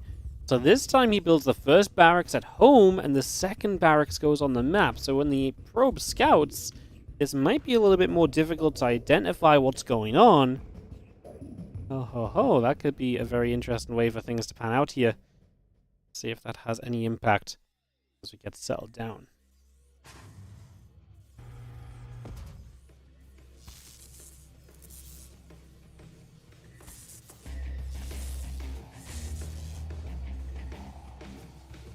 Probe nibbling, SCV. Gonna be taking some damage. We just have ourselves the racks about to finish up. Nexus coming through, Cybercore building. All of that coming in for the moment as the SCV chases the probe off over to the corner.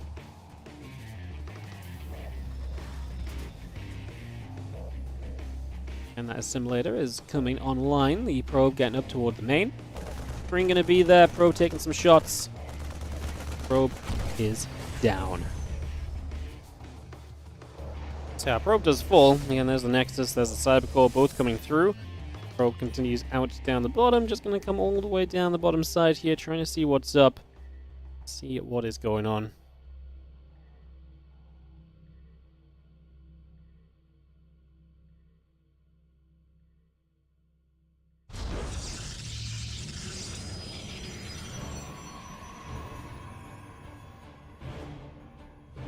Well, just going to see the Marauder and the Concussor Shells continue to come about here. Just going to see the SCVs and the Marines coming through. The Stalker's going to come over.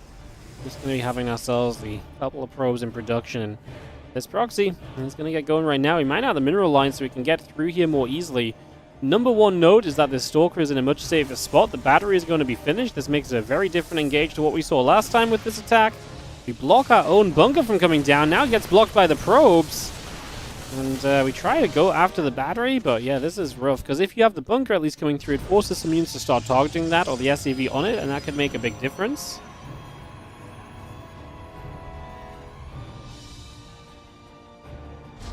So the pylon goes down, the SCV is still continuing through. Marine Marauder will hit the pylon a couple of times. The Stalker's still trying to step forward in this. We are going to be having the Stalkers taking a few more shots. We actually will out-DPS the battery, and we have new batteries obviously on the way, but I just don't think this is going to do enough for Hanono, as he will try and go after the pylon here.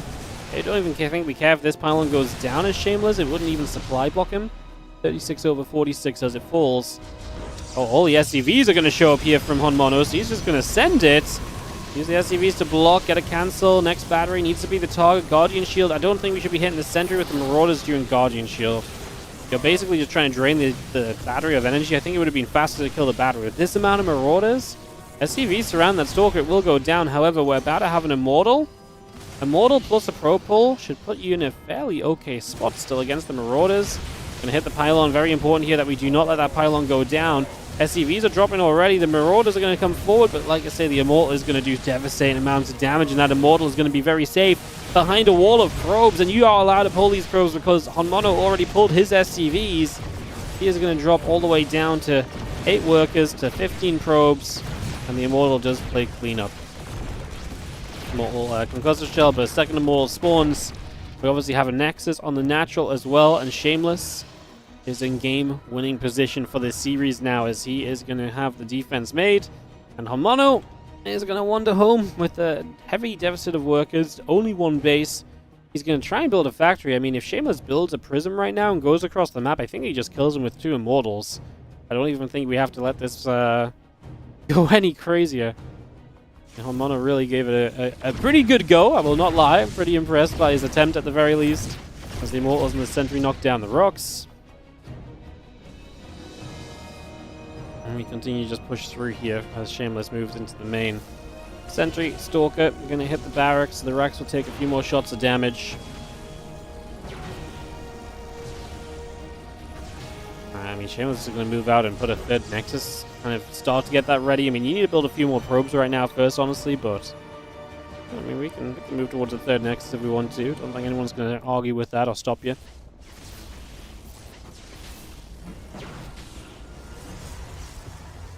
I mean, you really should just build a prism and go. I don't think there's any bad choice in making a prism here. Like, he's got 1 Marine and 1 Marauder.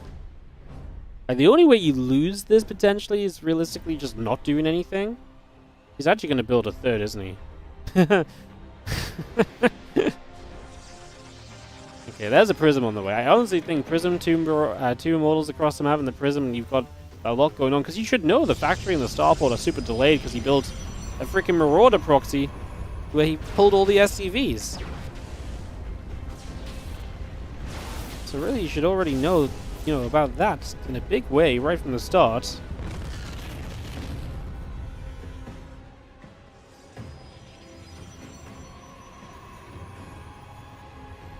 All the sentries and the Stalker gather up. Just going to see the Tech Lab. Going to take some damage.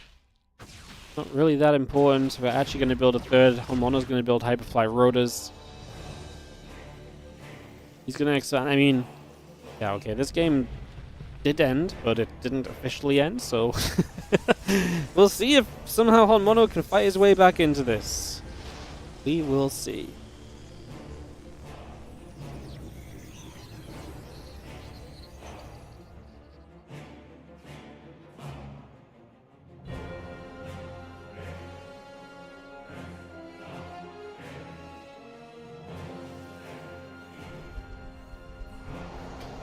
We've seen our, I mean, yeah, we kind of range for Hyperfly Rose and see if the Banshees can maybe do something. 2 Banshees showing up, at once with speed. Yeah, maybe you get some probes. I just feel like you need to do a lot more than get a few probes right now. Right? I feel like there's a lot more to be done there. Yo, thank you so much for reaching level 75. Carter J. Wallace, 75 on Raw Match. Thank you so much for checking out the sponsor. Thank you so much for playing through and helping to support the stream. And guys, exclamation mark royal in the Twitch chat. The more you play, the more you support the channel. Appreciate it.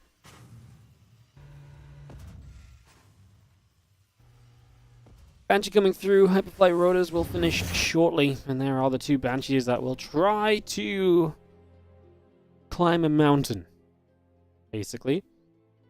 As the 2 Banshees come around this right-hand side.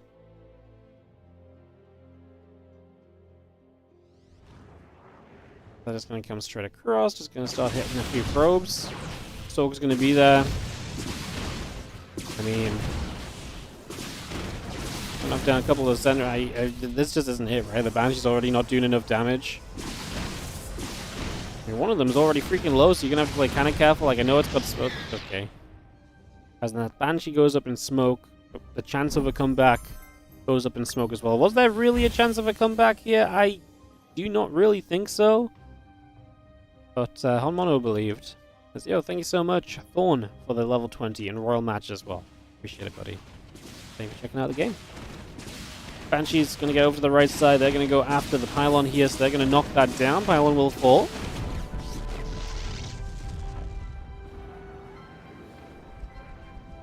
So there's a lot of times in my casting career where I kind of say, like, well, I think this one's over, not much to say, and maybe there is a little bit more to say, and maybe there is a little bit more to talk about, and maybe there is a world of a comeback.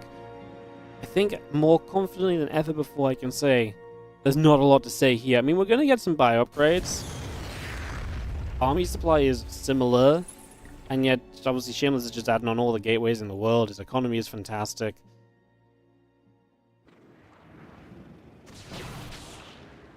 He realistically had to kill, like, probably 30 workers. And even, I don't even know if killing 30 workers would have put him ahead, because I think all the investment that Shameless has made would have been very good, too.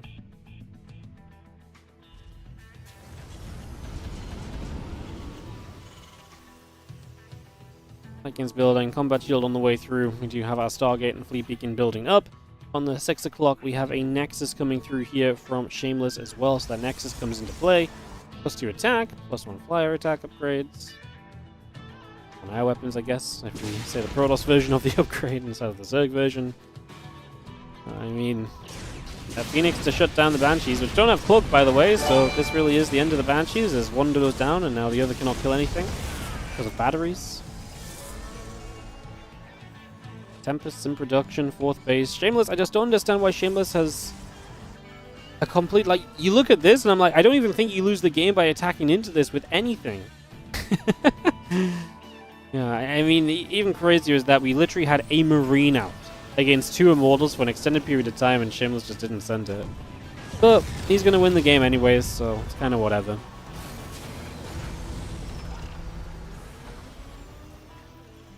Hey, thank you, Dcash11B. 16-month resub on the Prime. Thank you so much for resubscribing. Thank you for dropping your Prime on the channel. As we see another tank sieging up. Depot, bunker. There's our turret setting through. Sensor tower going to come down as well. Army of Shameless works around the left. A couple of Tempests up in the skies. Mothership is building with the blink and the +3 coming through. And 6 additional Zealots warping in also. Stalkers and our Tempests will make their way to the upper left as the Zealots just going to try and shot through here. Going to get rid of the siege tank. The Marines are going to be there also. Here we go with the Stalkers. Going to get rid of 1 siege tank. Missile turret's starting to go down. We just have our Vikings still continuing across as well.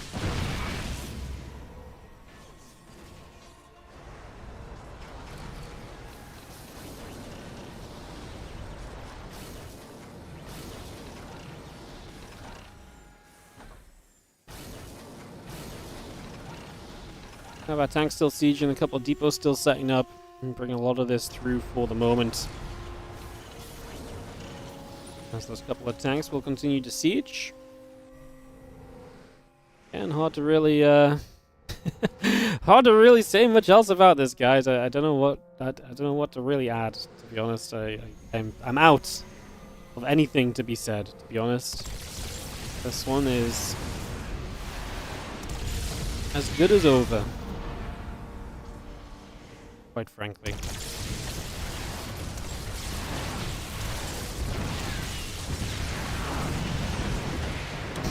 Phoenix going to poke about. We have a lot of Vikings. We have a tank line. Hanono will try and turtle his way to victory. I mean, this is why you build the Tempest, I guess, because then it absolutely guarantees... Oh, that doesn't happen. We're going to Mothership recall into the main base to try and end it in style, I guess. So there's a play. This would have been a lot more epic if the game wasn't over despite what you did. I mean... GG. GG. Shameless takes it down and goes into the next round of this winner bracket of the OSC Championship, which is against Clem. Yikes. That's not ideal. That is not ideal for Shameless. I mean, Hanono really stuck in there and tried to play it out. Didn't really work out. And that's going to be where we are at, guys. So it is going to be Clem, it is going to be Shameless, and that's going to be our final match of the day. We zooming through today. I thought these were going to be like 8+ hour days. We are 5 hours in right now. We've got one best of 5 left to cover, and we've got a pretty hefty favorite in the form of Clem taking on Shameless here. So we're going to just run some ads, and as we run some ads, we'll get ready for this game number 1 to come up. I mean, yeah, you can't blame Hanono for staying in this, guys. Like, you know, if his opponent literally didn't attack him, you are very much so allowed to stay in the game until you get knocked down, right? I think it really is a little bit more on the side of Shameless for not just doing something sooner to close it out. I don't think... yeah, I mean, Hanono plays to his opponent messing up, right? And Shameless doesn't mess up in the end. He does kill him, but he definitely potentially added the chance of messing up, so... GG's. Give it about a minute. We'll kick off into our final series of the day. Clem versus Shameless. Is there an Alima League replay cast today? No, because I already just have too many tournaments going on. I don't know when I'm going to get to the Alima League replays from today. I don't know if I will. I'm away this weekend. I already have double casts lined up tomorrow and Thursday before I go away on Friday, so it's very tough, unfortunately. Very, very tough.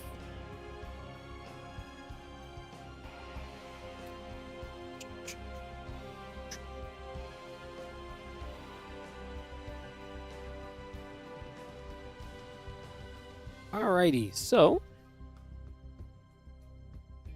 take a moment and we'll jump into this Clem Shameless series. Yeah, I would like to do the Alima League replays. I really appreciate them letting us do it. It's just, like, say, a bit tough right now. Unless we do an even longer stream. What's my schedule like next week? Probably not ideal to do it next week either, to be honest. I think next week we already have, like, Leo League Cup every day as well. I'd like double up a day. Not super crazy about that though, to be honest. TBH.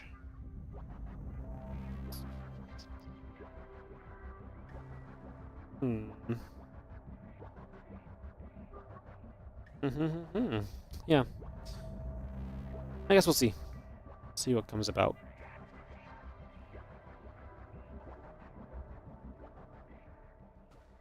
I do want to keep up doing the Alima League stuff. I just, like I said, it's a little bit difficult to do every time, I suppose.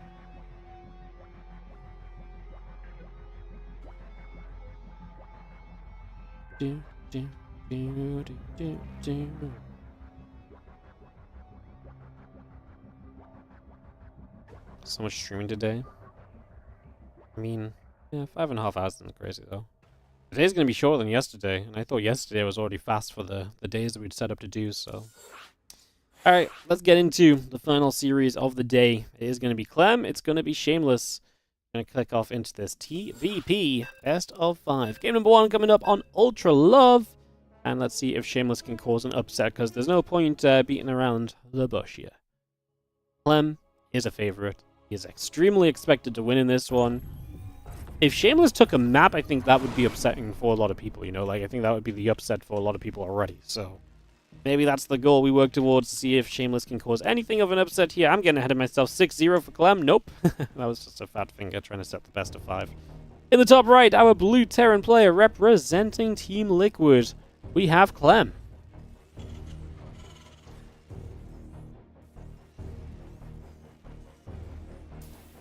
He takes on the red Protoss in the bottom left corner of the map.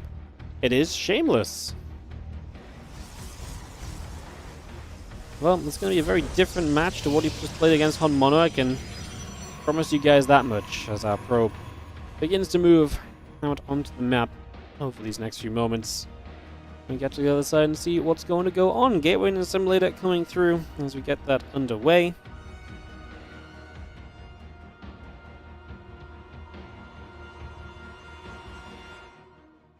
Just going to see our probe coming out across the map. Away we will go.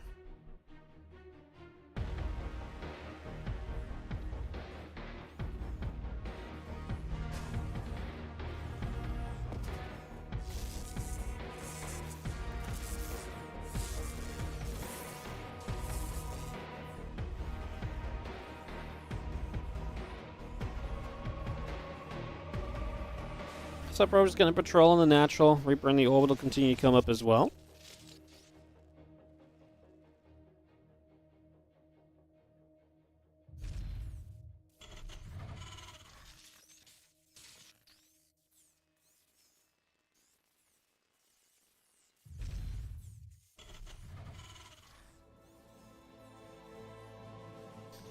We're moving down. Again, Nexus and the Cybercore. Just coming online here. Probe coming about. Reaper in the CC building. 3 settle in with the Nexus over on this side.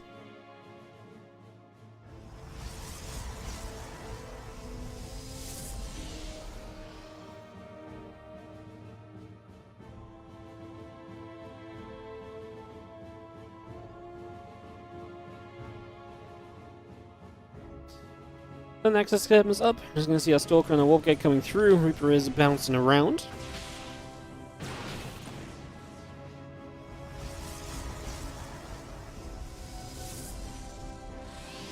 Try cancel building through here. And the Reaper going to hop back into the main. NCC factory coming up. Twilight Council is building.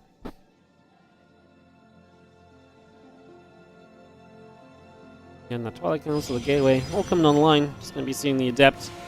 And it's going to chase the Reaper a little bit, and the Reaper going to move bounce. I'm getting a couple of Hellions on the way out as well. It scares me for Shameless because Clem is so good at maneuvering those Hellions. I can absolutely see a world where Clem gets in with Hellions and does just devastating damage before this game even really gets started, you know? Absolutely could imagine something like that happening. Reaper back to the center. We will have ourselves the Butter Mines and the SCVs coming about as well. The Adept is going to be hitting the Reaper.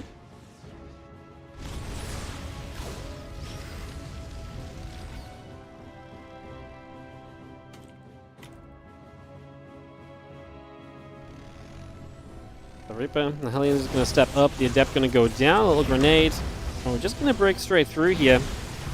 Hellion's going to go. It's going to be 2 probes, looking for 3, looking for anything more, but honestly I think 3 workers is already pretty decent.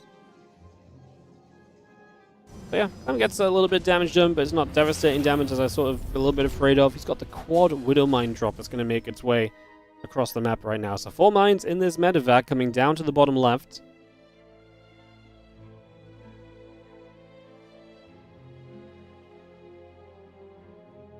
Again, the gateways, the prism, the blink, all coming online. This Clem medevac heading to the bottom. Gonna be moving in here in the next few moments. Engineering bay and barracks continuing through. A couple stalkers going to get underneath, and this Widow Mine drop comes in. First Widow Mine, second Widow Mine, third Widow Mine unloading. In fact, all 4 did. I didn't see that first one. As funnily enough, the first Widow Mine did all the work, really. The second and third Widow Mine didn't do much, and the fourth gets a stalker. 2 Widow Mines alive in the medevac is pretty darn good, because that really does allow you to put some further pressure on as you continue through this. Put some turns the other direction. A couple of stalkers are going to move out as well. Follow that prism in its footsteps for a few moments. And again, the medevac and Widow Mines just going to be hanging around between the bases, waiting for their opportunity to come back into play somewhat soon. As the +1 attack upgrade starts on the engineering bay, Marines are in production, siege tank producing through, and our prism will warp in another stalker.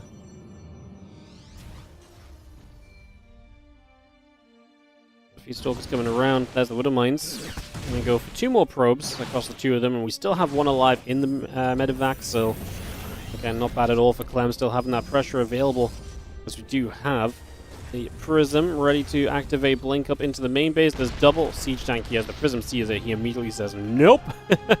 1 tank you may be going against, 2 tanks absolutely not.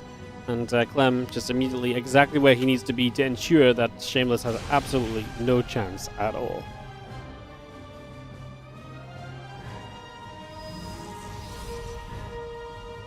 Again, +1, stim and combat shield, all the upgrades from Clem that will make his life a lot easier as the Widow Mine drop comes back into the main. Gonna unload right here and get going immediately. It's just gonna come straight through. It's gonna be 4 more probes. Man, Clem really dishing the damage here in these early stages. The stim pack combat and +1 upgrades again coming through from Clem. The missile turrets are still building, the stalkers and the prism back over to the right hand side. And there is that charge coming up on the Twilight Council. And the Stalker building, the Nexus coming through.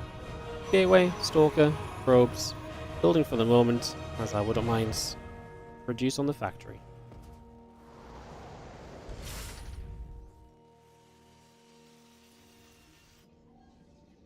Mine comes back again, by the way. This Widow Mine now has 5 kills. No! 3 more. Still lives. Ah, he's actually not going to live. MindelVK does not want to go save it. I honestly think you can. He waited for the Stalker to shoot at the Widow Mine. It means that it's on max cooldown before it can hit the MindelVK. Bio just stims here and kills all the Stalkers. Unfortunately for Shameless, this isn't going to do it. This is not going to be good enough from him in the slightest. There's a couple more Vikings coming through, concussive shells as well. But yeah, I think this first game is already heavily fallen in favor of Clem, who probably could just stim and win across the map right now. I don't think there needs to be a lot of finesse to it. So what am I just going to unload here and just see if it can catch anything just kind of randomly at some point. It's not going to get probes transferring between bases. Nope. Okay, gets the blink at least. However, we lose 2 more Stalkers on the other side, and as Clem just stims across the map, I genuinely do think he probably just wins with this push. At least charge will be done from Shameless. I'm trying to find some positive in this as the Widow Mines get burrowed up, the force fields come down, bang bang, we actually save the bio from the splash damage. Force fields will buy you a little bit of time here as well before Clem seeps through into the third base now. Sentries taking shots, another couple of Zealots coming through, Guardian Shield popping up. We'll take those Guardian Shields out, a couple of Zealots go down, Stalkers getting killed. GG's, and Clem takes game number 1 of this best of 5 series. Boom. Boom, boom, boomity boom. Clem gets it done for the opening map. To help show how perspective on how good top tier players are versus everyone else. StarCraft 2 is a matchup or a game where you really do sometimes struggle to see that kind of level difference, right? Because it's a lot of the little things that you just don't pick up on watching, and it's like all of those compounding to be this massive advantage.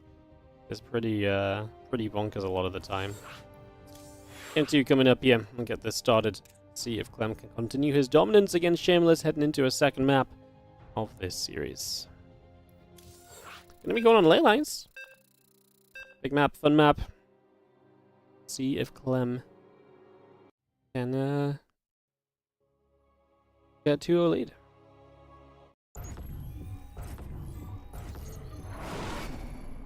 In the bottom left-hand side, we are going to be in with the blue Terran player from Team Liquid. This is Clem. Taking on our red Protoss. Shameless in the top right, who probably just needs to have a bit of a better start, a bit of a better defense here over the course of this game too.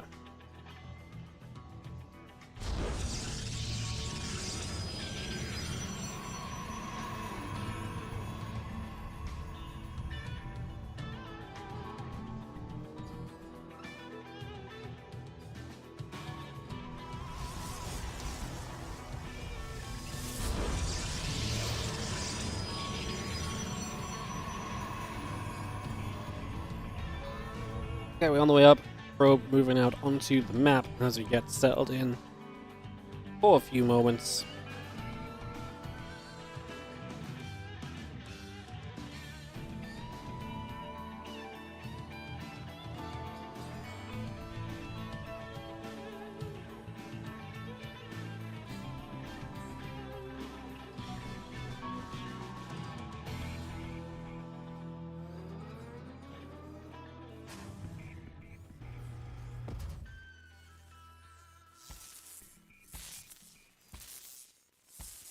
Probe's gonna nibble. SCV gonna take some damage.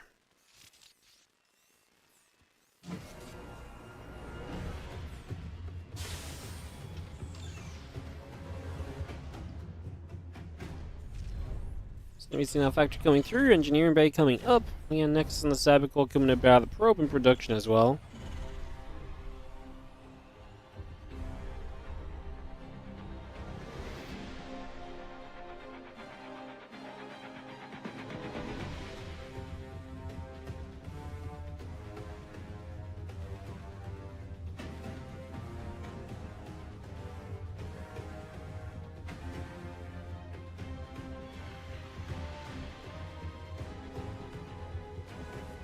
So Bro just comes back across the map. Factory's on the way up from Clem. He did scout the Nexus as he obviously played the little bit of a block to start things out, engineering bay block, and then just going from there. No Reaper, just straight into a Marine, and now the Factory going to swap on over to a Reactor. And the Barracks going to move over to the side. There's a couple of Hellions can start out the Command Center builds. And we get that underway to begin with here. First couple of Hellions coming through. There's the Warp Gate on the side of Shameless. The Adept still popping out as well. And the Adept is making its way out to the bottom left corner here for the moment. So coming straight over for now.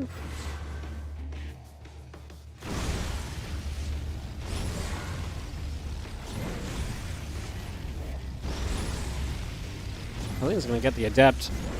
Oh no, they don't. It shades away. Well, the Adept tells you about the Hellions, and Clem is going to go into 4 Hellions this time rather than the Widow Mines on the follow-up.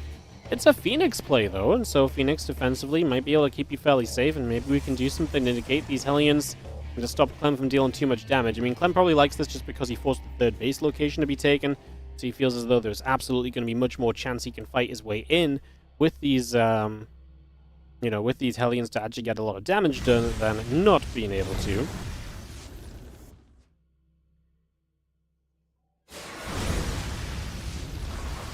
There's one Adept going down. The Hellion's now going to make a dive towards the main. I bet you give up one Hellion there because he stopped to kill that probe. I think I would have rather seen the Hellions dive through. I guess a combination of effects, right? Because he didn't dive through with the Hellions and he let one go down, it meant the Phoenix lifting one up takes you away from one-shot potential. If he just dove through and he actually had 3 Hellions, he might have gotten a few more kills there. Instead, Clem does not do too much with these initial Hellions, and Shameless has a pretty good defense to start us off. As yo, Corn76, thank you so much for the 16-month resub. 16 more HP for Hellions. Yes, absolutely. I love the proposition. I love it. Viking, the Cyclone and Marines coming about for a few moments here.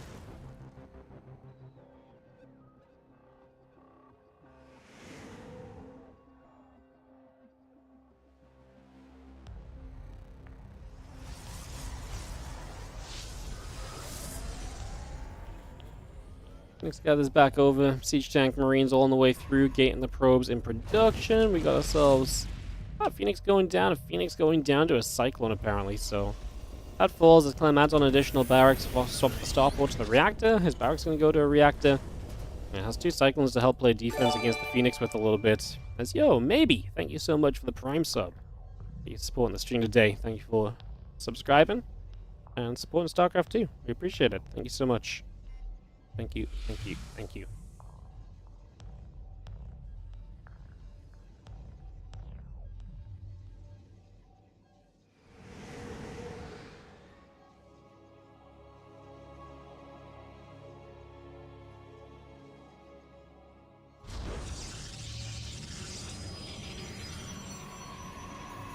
Now the Phoenix gather up, just gonna see the Observer moving over. Couple Vikings in the tank coming through. Again, Engineering Bay Refinery coming up. The Robo Bay building from Shameless. And again, that Nexus is about halfway done at the moment. Immortal just starting up on the Robo facility. In a sec, see the Robo Bay obviously going to give you some tech. And Clem, with a few Vikings out already, looking to start pushing a little bit. Marine tank, Viking Cyclone, starting to come across the map for the moment here. It's just going to start getting settled.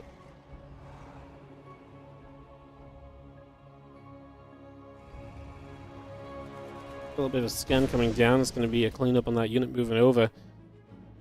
We do get ourselves the Observer, and well, 2 Immortals out. Supply block from Shameless does not exactly look great for you right now, so that part of this does not look ideal. Let's just see a couple more units warping in. The Zealots. Phoenix trying coming around. The Vikings get rid of one of those Phoenix straight away. The Phoenix might be able to counterattack a little bit here. Do we have enough to fight this Clem army off? 3rd Immortal in production as the 2nd tank of Clem will siege. I mean, he's a little afraid maybe of what the Phoenix is doing across the map. He's going to start sending his Vikings back to deal with that. Again, let those tanks do some work, as we're going to see that first tank going to be exposed pretty quickly. The 2nd tank, I don't think will be enough at all. 3 Immortals are pretty powerful, and Clem going to get pushed back. Again, the Vikings came back to deal with the Phoenix. In another world, these Vikings maybe could have landed to help here as well. I'm not sure if that would have given Clem enough to really justify making this trade, but something to think on. As Clem is going to turn for the Cyclone lock-ons. I mean, they never really got locked on, it felt like last time either in that bigger fight, so...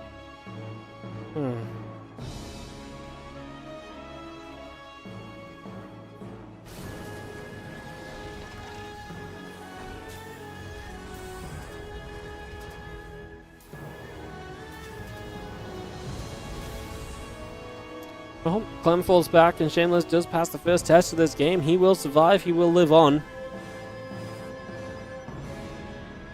Now into this game 2, I mean, he's going to be able to start double upgrades. Templar Archives coming out, the Chargers coming in as well. And we actually have a game on our hands. This is going to be Shameless able to step up and be impactful here in the world of ley lines. And I am all about it. I am all about it.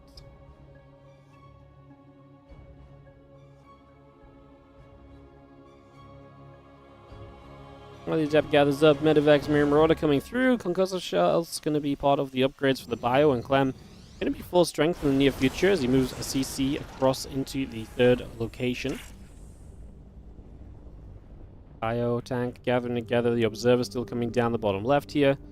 Again, the 1-1 upgrades and the charge going through. The Archon is building with the Immortal also in production right now.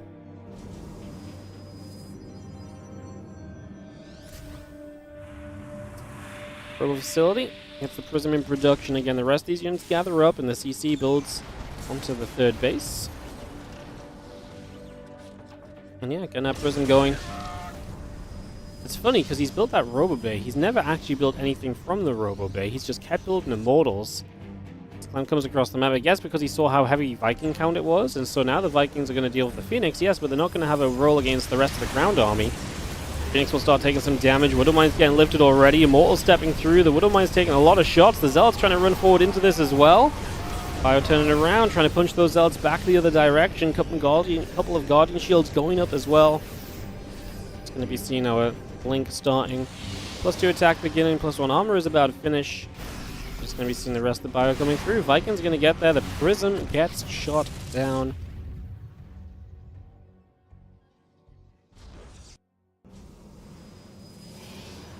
Extra high Templar continue to build. +2/+2 on the way up. The Blink is on the way.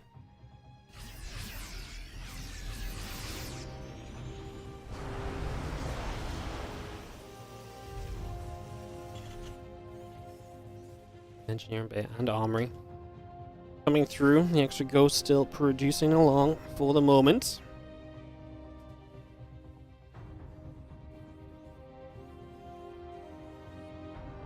And the Archons and Zealots still coming over.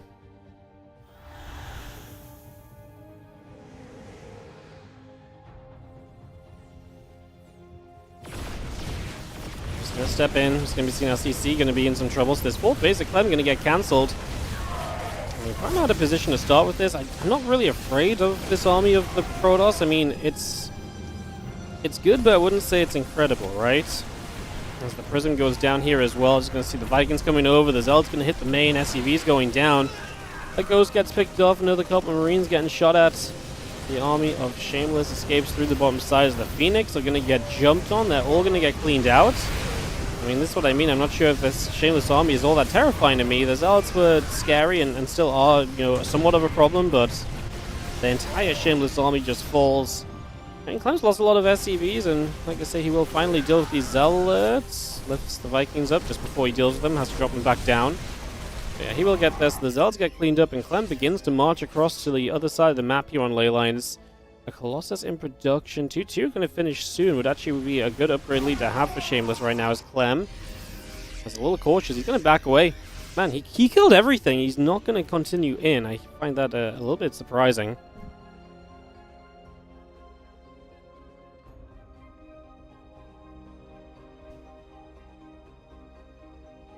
Three upgrades on the way from Shameless. He sought those immediately, so he'll have good upgrades. I mean, like I say, Clem kind of backed off. I think he was waiting for some of his other units to come across the map, but I mean, now there's a Colossus. Is he afraid of that? Drops an EMP down. Colossus is going to live, though. Good force fields as well. Widow Mines got split away from decently with the Zealots. That could have been a lot worse than what it was. And we'll come around the right-hand side instead. That'll be a second Colossus.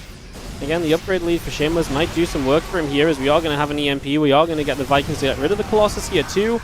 Zealots are still charging forward and trying to jump on this army, so army has to keep on kiting out of there. Units are still chasing the bio and the medevac's coming over. It's going to get another Zealot combined with everything else. 3-3 upgrades coming through as well for the moment.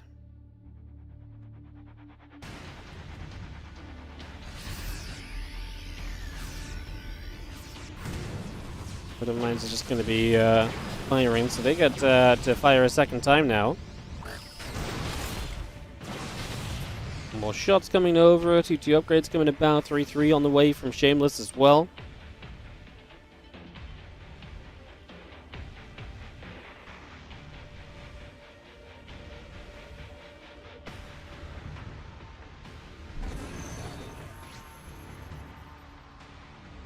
I got a recall as the medevac comes up to the top side. 5 probes going down. Clem still dealing damage, still in control of this game, I would say, but I mean, the upgrades are scary. Being down an entire set of upgrades is going to make it difficult to find good fights.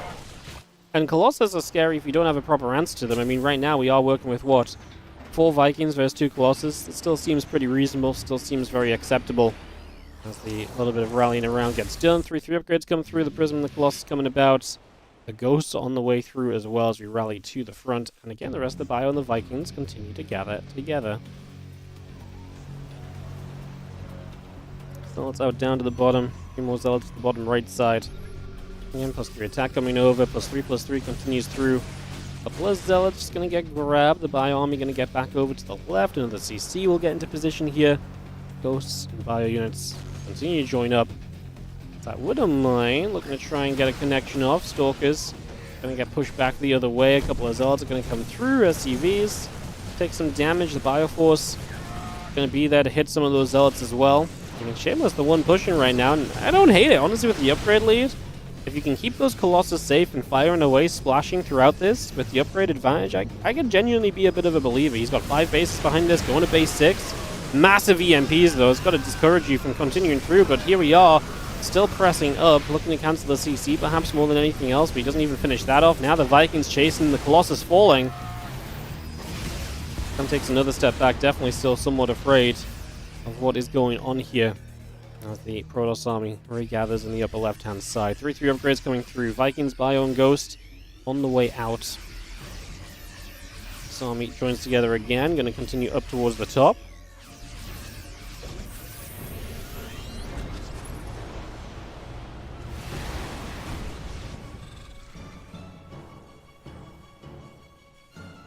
And then scan coming through, the rest of the Bio Viking force coming back over. We will see our Dark Shrine coming up as well.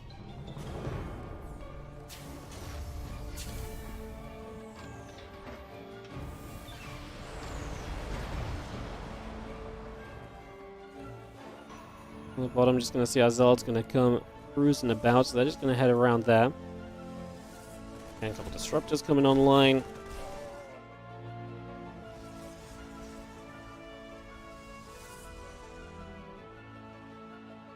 Let's move through the middle of the map.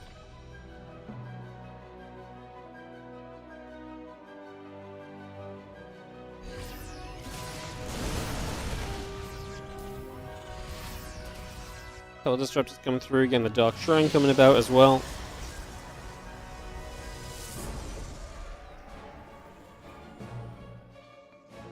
So those Disruptors coming out. I mean, this big army steps forward here. Vikings going to come through. Colossus goes down. Stalker Disruptor getting hunted. Another Colossus.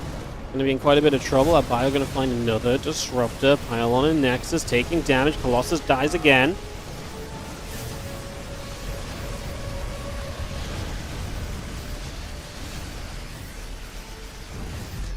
Probes dropping here. Clem with some success on that other side of the map. Ooh, gonna eat a Disruptor shot though. Gonna need 2. That's gonna slow Clem a little bit, and some Zealots on the other side. At least gotta have Clem considering, you know, playing some defense as well. I actually don't think this army survives through this. I actually think with the Zealots coming across and everything, we're just gonna look a little bit too good. And that is gonna be a defense from Shameless, although at what cost? He lost a base. He has a lot of other bases to work with. I mean, he did some damage himself during this as well.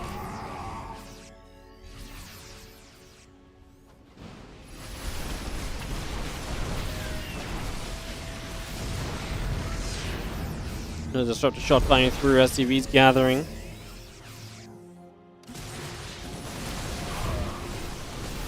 Shameless is going to dive in once more. Zealot Stalker's coming straight forward here. The Bioforce going to get tucked up against this corner here. Equal upgrades nowadays. Planetary Fortress should help with this. That's getting repaired.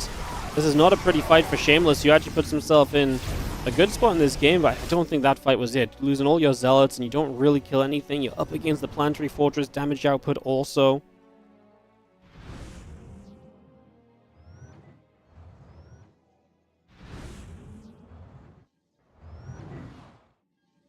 Let's continue to gather up. Medevac loads. Marine's going to come out into the center.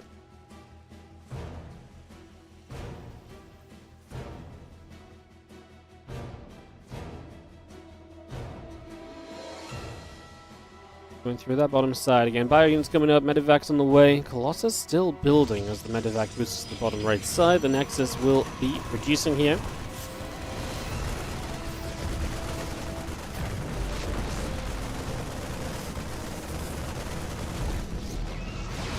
Jump on the pylon. Stalker's going to blink across. Medevac going to go running into that corner. So that Stalker continuing down to that bottom side again. Assembler coming through. Shameless, again, has a lot of bases. Hasn't replaced this base he lost, but actually starts this base up here. I wonder if Clem knows about that. He does. I'm just going to sit back a little bit and get built back up. Shameless going to have a bit more supply. The interesting development here is obviously Shameless is now at this point where he's very disruptor heavy. So he's actually at this army composition which is pretty good at poking and prodding, but it's very difficult to take straight up fights when you're disruptor heavy. Unless you can really make enough Zealot Stalker to overwhelm. And maybe we actually are at that point where this Bio going to get pushed back already. Disruptor's hitting your own Zealots. Liberator going to play a bit defensively here. I mean, Liberators in general would be great for Clem, but he can't get enough of them out right now. Apparently, I don't know what happened over here, but some action, losing some SCVs that Clem has had to deal with during the rest of this push. That's probably another just group of Zealots or so causing some trouble there.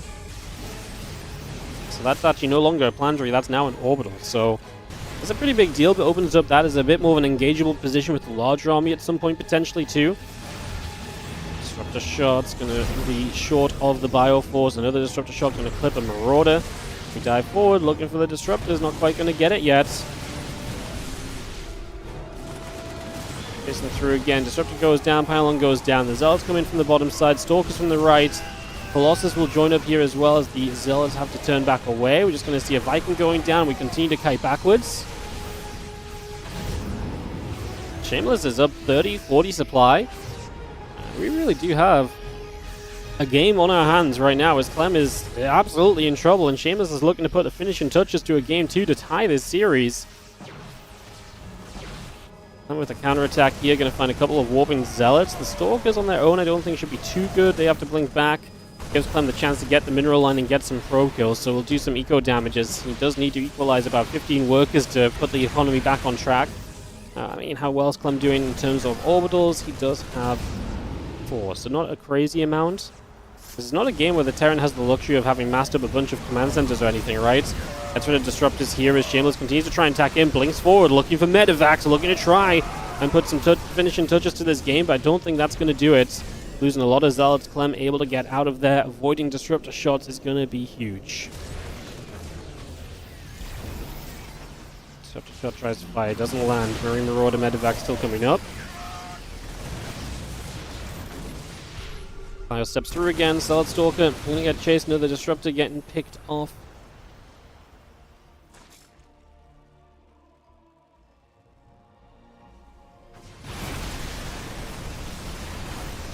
Viking's going to be there, that Colossus is going to go down, Planetary Fortress trying to be protected. Can we save the Planetary? No, it goes down. Shameless should run right now. He's gotten the base, there's nothing to be gained by sticking around and fighting. I get it, you're killing some Medevacs. Just got to be careful. Disruptor count's gone, by the way. Oh, this is where this game turns back in Clem's favor, I think, because 0 Disruptors means you're in some trouble. That said, Clem does not have a lot of Medevac energy, and his units are pretty low HP, so the Zealot Stalker going to force him to turn around, but he's just getting value here. These Stalkers aren't killing anything. Oof. And then Ghosts, Marines, Medevac continuing to come back across. Medevacs will load up, and Clem will go boosting down to the bottom right-hand side. Rest of the Stalker Disruptor gathers up. The Zealot's on the way. The Colossus is building. Can unload here, and the probe goes down. The Pylon will take damage. 23 minutes in on the ley lines. You know, I honestly come back and I will say that I think Clem messed up early. I really think Clem gave way too much respect. He wiped the army of Shameless early in this game, and he did not attack in after that. He waited for reinforcements, which he didn't have to wait for, and he missed an opportunity there, and Shameless was getting away with the upgrades. And I think that's one of the big things. Like, upgrades have created a lot of these fights being favorable enough to keep this going, basically. Disruptor shot doesn't land. This one will not land. Shameless continue to move on through. The Bioforce still gathering. Nexus building. Zealots on the way up.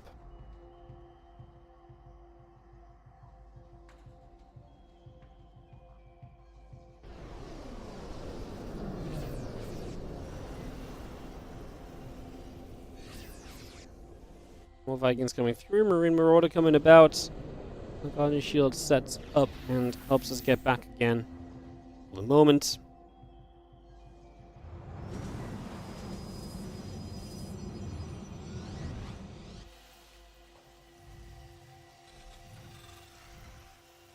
Else is going to keep cruising about. The rest of the army comes around as well.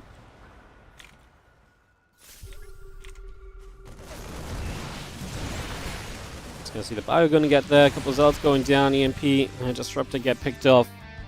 Just going to have our Zealots and the Disruptor still coming through. Marine Marauder Viking coming over.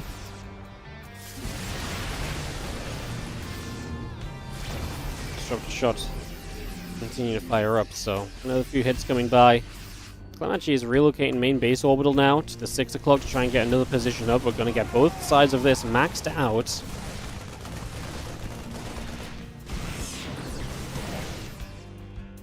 My fear for Shameless is as this game goes deeper is that his army comp is still mostly gateway units, right? I'd love to see something a bit techier, whether that's going back up to like 3 or 4 Colossus, whether that's Storm. Biounits will get rid of those Zealots as well. On the left-hand side, Little Mine shots will come through. Going to try and split this army up. Observer goes down. Disruptor flies. Lands on a Marine. Ghost, actually. Marauder takes a shot but doesn't die because of that change. The Vikings will be good enough to get rid of the Colossus here, and then Clem's army should do well. This Disruptor shot does turn into an okay connection. Stalker's going to blink to the corner. Are they going to try and recall? I mean, they're just dead. No. Clem going to absolutely wipe the floor with this army. And that's going to be a major step forward for Clem now as this Disruptor goes down too. Clem retakes a massive supply lead. At the very least, is going to get a base off the back of this. Maybe Zealot Warpins can protect the next. As the Bioforce runs straight through and that Nexus will go down.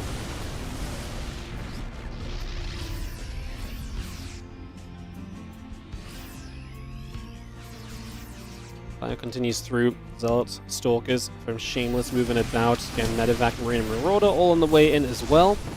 Gonna try and dive on this army right here, try and see what we can do as we step straight forward. And pull up towards the Planetary Fortress. The SCV is mining away. On the bottom side, or the bottom right side, Bio's going to come across. That Pylon going to get jumped on this Nexus. Is going to get taken out as well. And Recall goes down. I'm just going to run against these Zealots. He dropped 1 EMP, 2 EMPs. Continues to go through against the Zealots again. The Zealots keep on charging.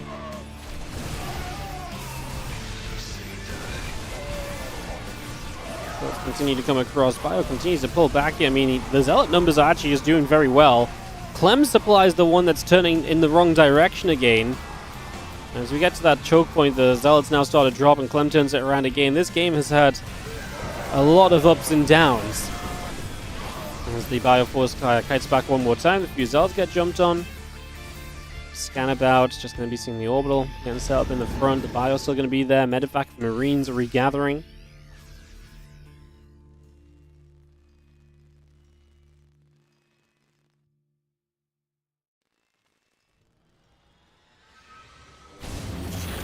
Colossus continue to come over.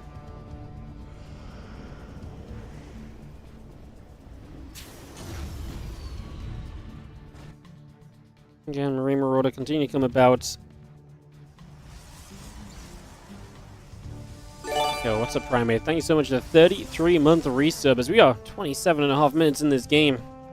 This OSC Championship winner bracket round 2 match. Clem is having to work a lot harder for this than I feel like he initially thought he would have to. And a lot harder than I thought he would have to as well. Really good game. Shameless With DT's now trying to swipe through. He does not get too much done though. That will go down. Even unburrowing the mines, they don't get wasted on a DT because he knows he's going to kill it with the Marines.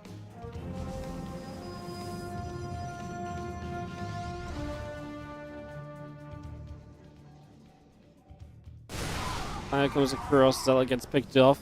Zealot Stalker still moving about here. A couple of Stalkers on the left side. Zealot's moving about as well.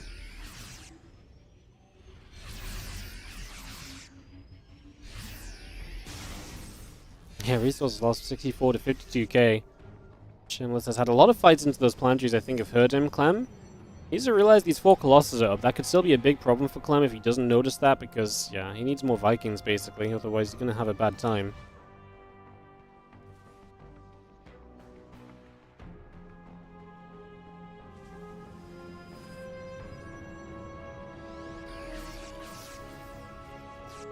What a great game. Great map, giving us a great game. Who would have guessed? Playlines, as Halsey was mentioning earlier, really has been a stellar map and has given us so many great moments. Plus, the Zealots pulled back a little bit, Stalkers as well. The Orbital Command is going to lift off, and we're going to retreat that back down to the south. Because they're even going to blink a few Stalkers forwards, and they're going to try and go after this Orbital.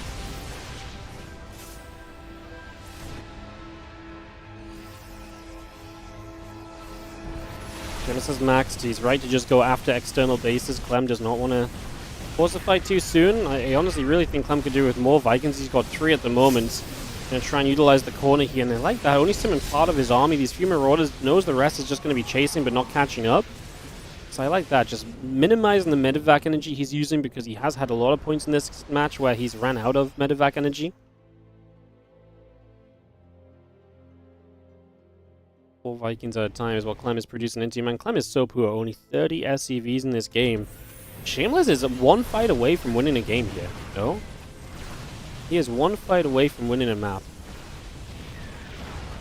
Orbital Command going to get shot down, so on the left side we're going to lose out. And Shameless find the fight he's looking for. The Vikings actually going to get a start on the Colossus, knocking some shields away. Well, Zealots trail forward, they get knocked down as well. Shameless just mining so much more, 60 to 22 workers. It is terrifying though, because like I say, at a moment's notice, all it takes is if he loses the fight, Clem can potentially just get across the map and kill him while he tries to reinforce, depending on how the fight goes, right? So he's not clear yet. Like I say, he's 1 fight away from winning. He's very easily 1 fight away from losing. This next fight has so much value in it, and Clem has a massive army. Because he has so few workers, he's putting it all into army supply now, really not rebuilding many SCVs at all.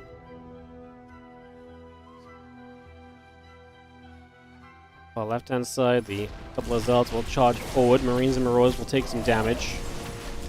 And we'll pull back to start dealing with this. Fight breaking out over here. This may be the important part of this. Is the Vikings will start to go onto the Colossus. Colossus is going to get chased. A running away Protoss player is never a fun sight. They're going to lose a lot of units in that process. The Stalkers try to turn onto the Vikings, which will get another Colossus at the very least, and maybe even all of them. Uh-oh, it's a Zealot Stalker army. That does not trade well, and the army supply plummeting for Shameless. He's about to have Storm, but I don't think he's got any High Templar. 42 Zealots, his army composition's terrible. He's done so much good in this game, but his final army composition that he's sitting on right now is awful. He needs High Templars, he needs Storms. Zealots warping in here, we're even going to drop a snipe. Oh, there is a Storm, there's a High Templar, got energy overcharge, that's why it had Storm immediately available. Those are the only Storms though. Now Clem just needs to take a fight against 40 Zealots. And they are going to start running forwards. He's just going to kite backwards, and Clem dropping EMPs to coat this army and get rid of its shields. Army supply for Clem is going to stay prevalent here as the Zealots try to make their way through. The Stalkers chasing, but the DPS is just not there. The Bio will take down the Sentry and now chase the Stalkers. We warp in some High Templars. We warp in some DTs. I mean, I guess Shameless just goes to counter and try and distract Clem. That's going to be his play. Clem is on the last legs of economy. But this needs to buy you enough time to actually get some more kind of production going. You actually need to get an army up at some point still. His DT's running over here. CVs will take damage. As Clem realizes he's warping DTs, he might feel more confident to push in on the top. Ghosts and Marines show up, and actually these DTs get chased away, so this base survives, but 13 more SCVs have fallen. Nexus goes down. High Templars have got some Storm energy. There's no Ghosts in this main army. We eat a pretty chunky Storm to begin with. Clem stepping through. Not a lot of MindelVK energy really available either. Next Storm doesn't really do as much. Clem was stepping away when it landed, and it will not do much at all. As now the Bio on the bottom side will clean up those DTs. 92 to 86 overall here. I mean, Shameless has got a lot of oversaturated probes. Doesn't really have a base to properly efficiently mine from, so his income isn't even that crazy. He is also running out of stuff and money, and he's already down in army supply as well.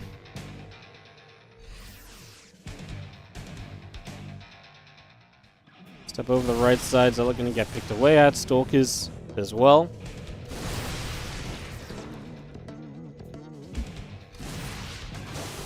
Dodges another storm. The storms are obviously the danger right now. Ghost looking for the EMP. Actually going to go for the snipe.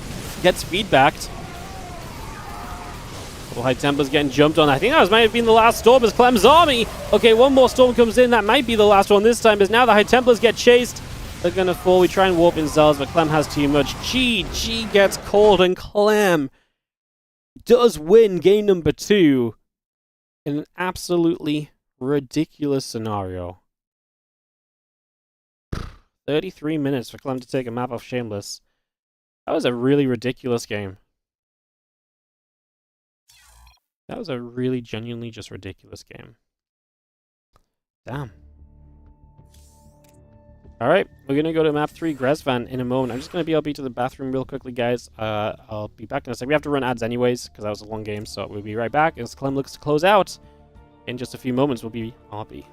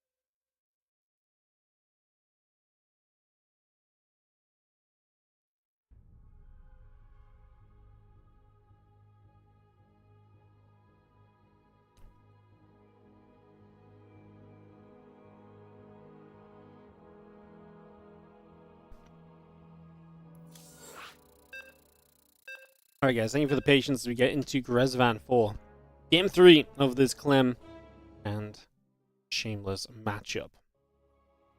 Let's see what happens as you're watching the OSC Championship Day 2. This winner bracket giving us some bangers. I honestly today was kind of a lot of like, yeah, you know, okay-ish games, right? Nothing spectacular, but that makes up for it. What a game to help the entire day of StarCraft, not just in this event, but the earlier Leo League Cup come back around. Amazing.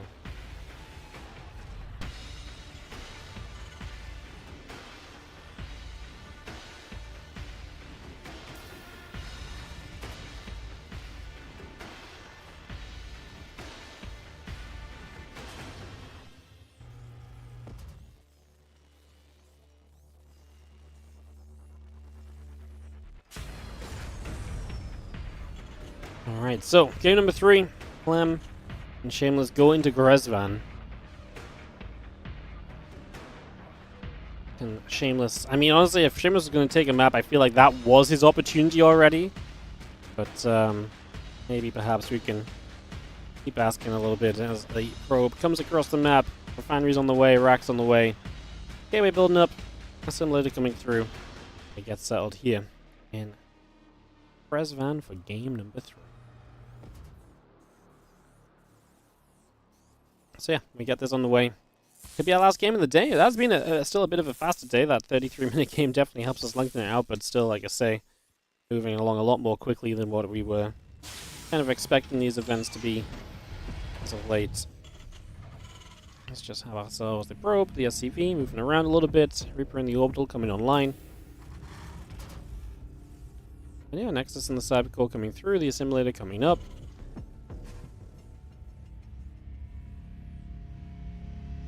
And this probe just pulls over to that right-hand side.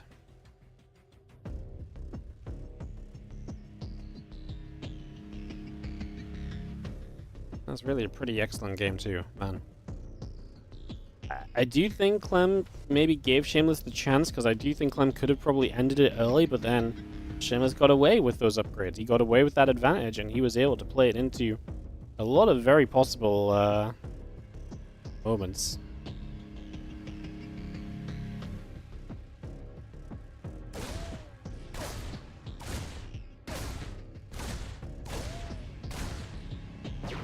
Still gonna hit, Reaper gonna be taking some shots.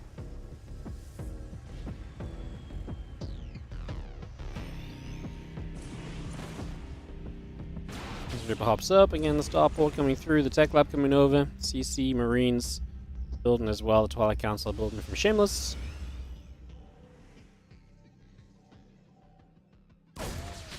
Comes back through, and again that probe's gonna take a few more hits. As we do have ourselves the Twilight Council on the way up, a couple probes on the way through, gateway coming in the line, starport is building.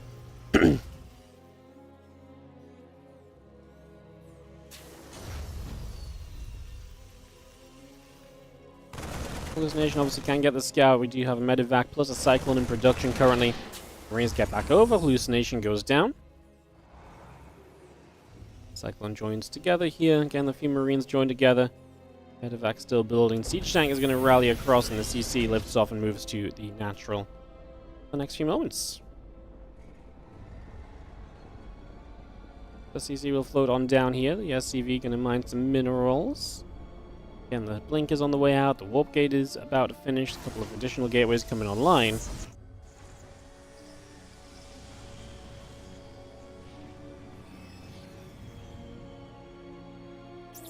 Cyclone locks in, and that is going to be the Hallucination chased.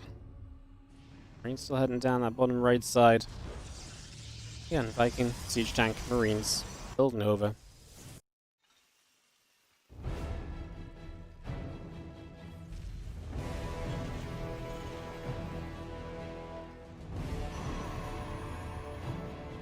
Good Reaper units just gathering up. We're going to unload the Siege Tank. Couple units dropping down. Sentry gonna get blasted. Couple Stalkers pulling back. Another few Stalkers warping in. We'll just see that pylon is gonna go down. The Stalkers get across. The MindelVK went down already. Now the Siege Tank goes down. So the Marines stepping through. The Viking coming about as well. Stalkers still making their way out across the map as our Stalkers gather. Again, Viking, Tank, and Marines continue to join up for the moment. The blink is about to finish from Shameless. The Marines and the Vikings still coming. And those Stalkers still getting hit.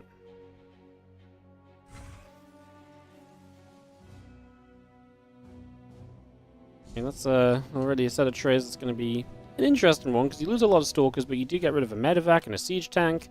You definitely get rid of maybe Clem's initial push. You also are going to hinder yourself in terms of, I mean, now you've got 3 Stalkers and Blink, and Shameless is not building more Stalkers yet, which is probably not a bad idea, because building more Stalkers is almost always going to be pretty rough for you. Like, you know, that's a very expensive thing to do. Yeah.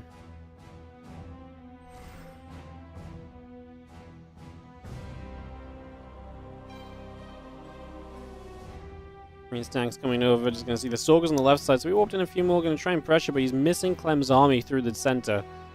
And that's not ideal, as the unit's going to step forward, Tank is going to siege, Marines, Vikings coming across, the Tank is going to get I mean, the Immortal's just going to get picked off immediately. We recall the Stalkers. The third base has to cancel. Clem's already succeeded here, and I mean, Immortal kill. The thing is, the Stalkers across the map did nothing, right? So they are going to completely fall asunder.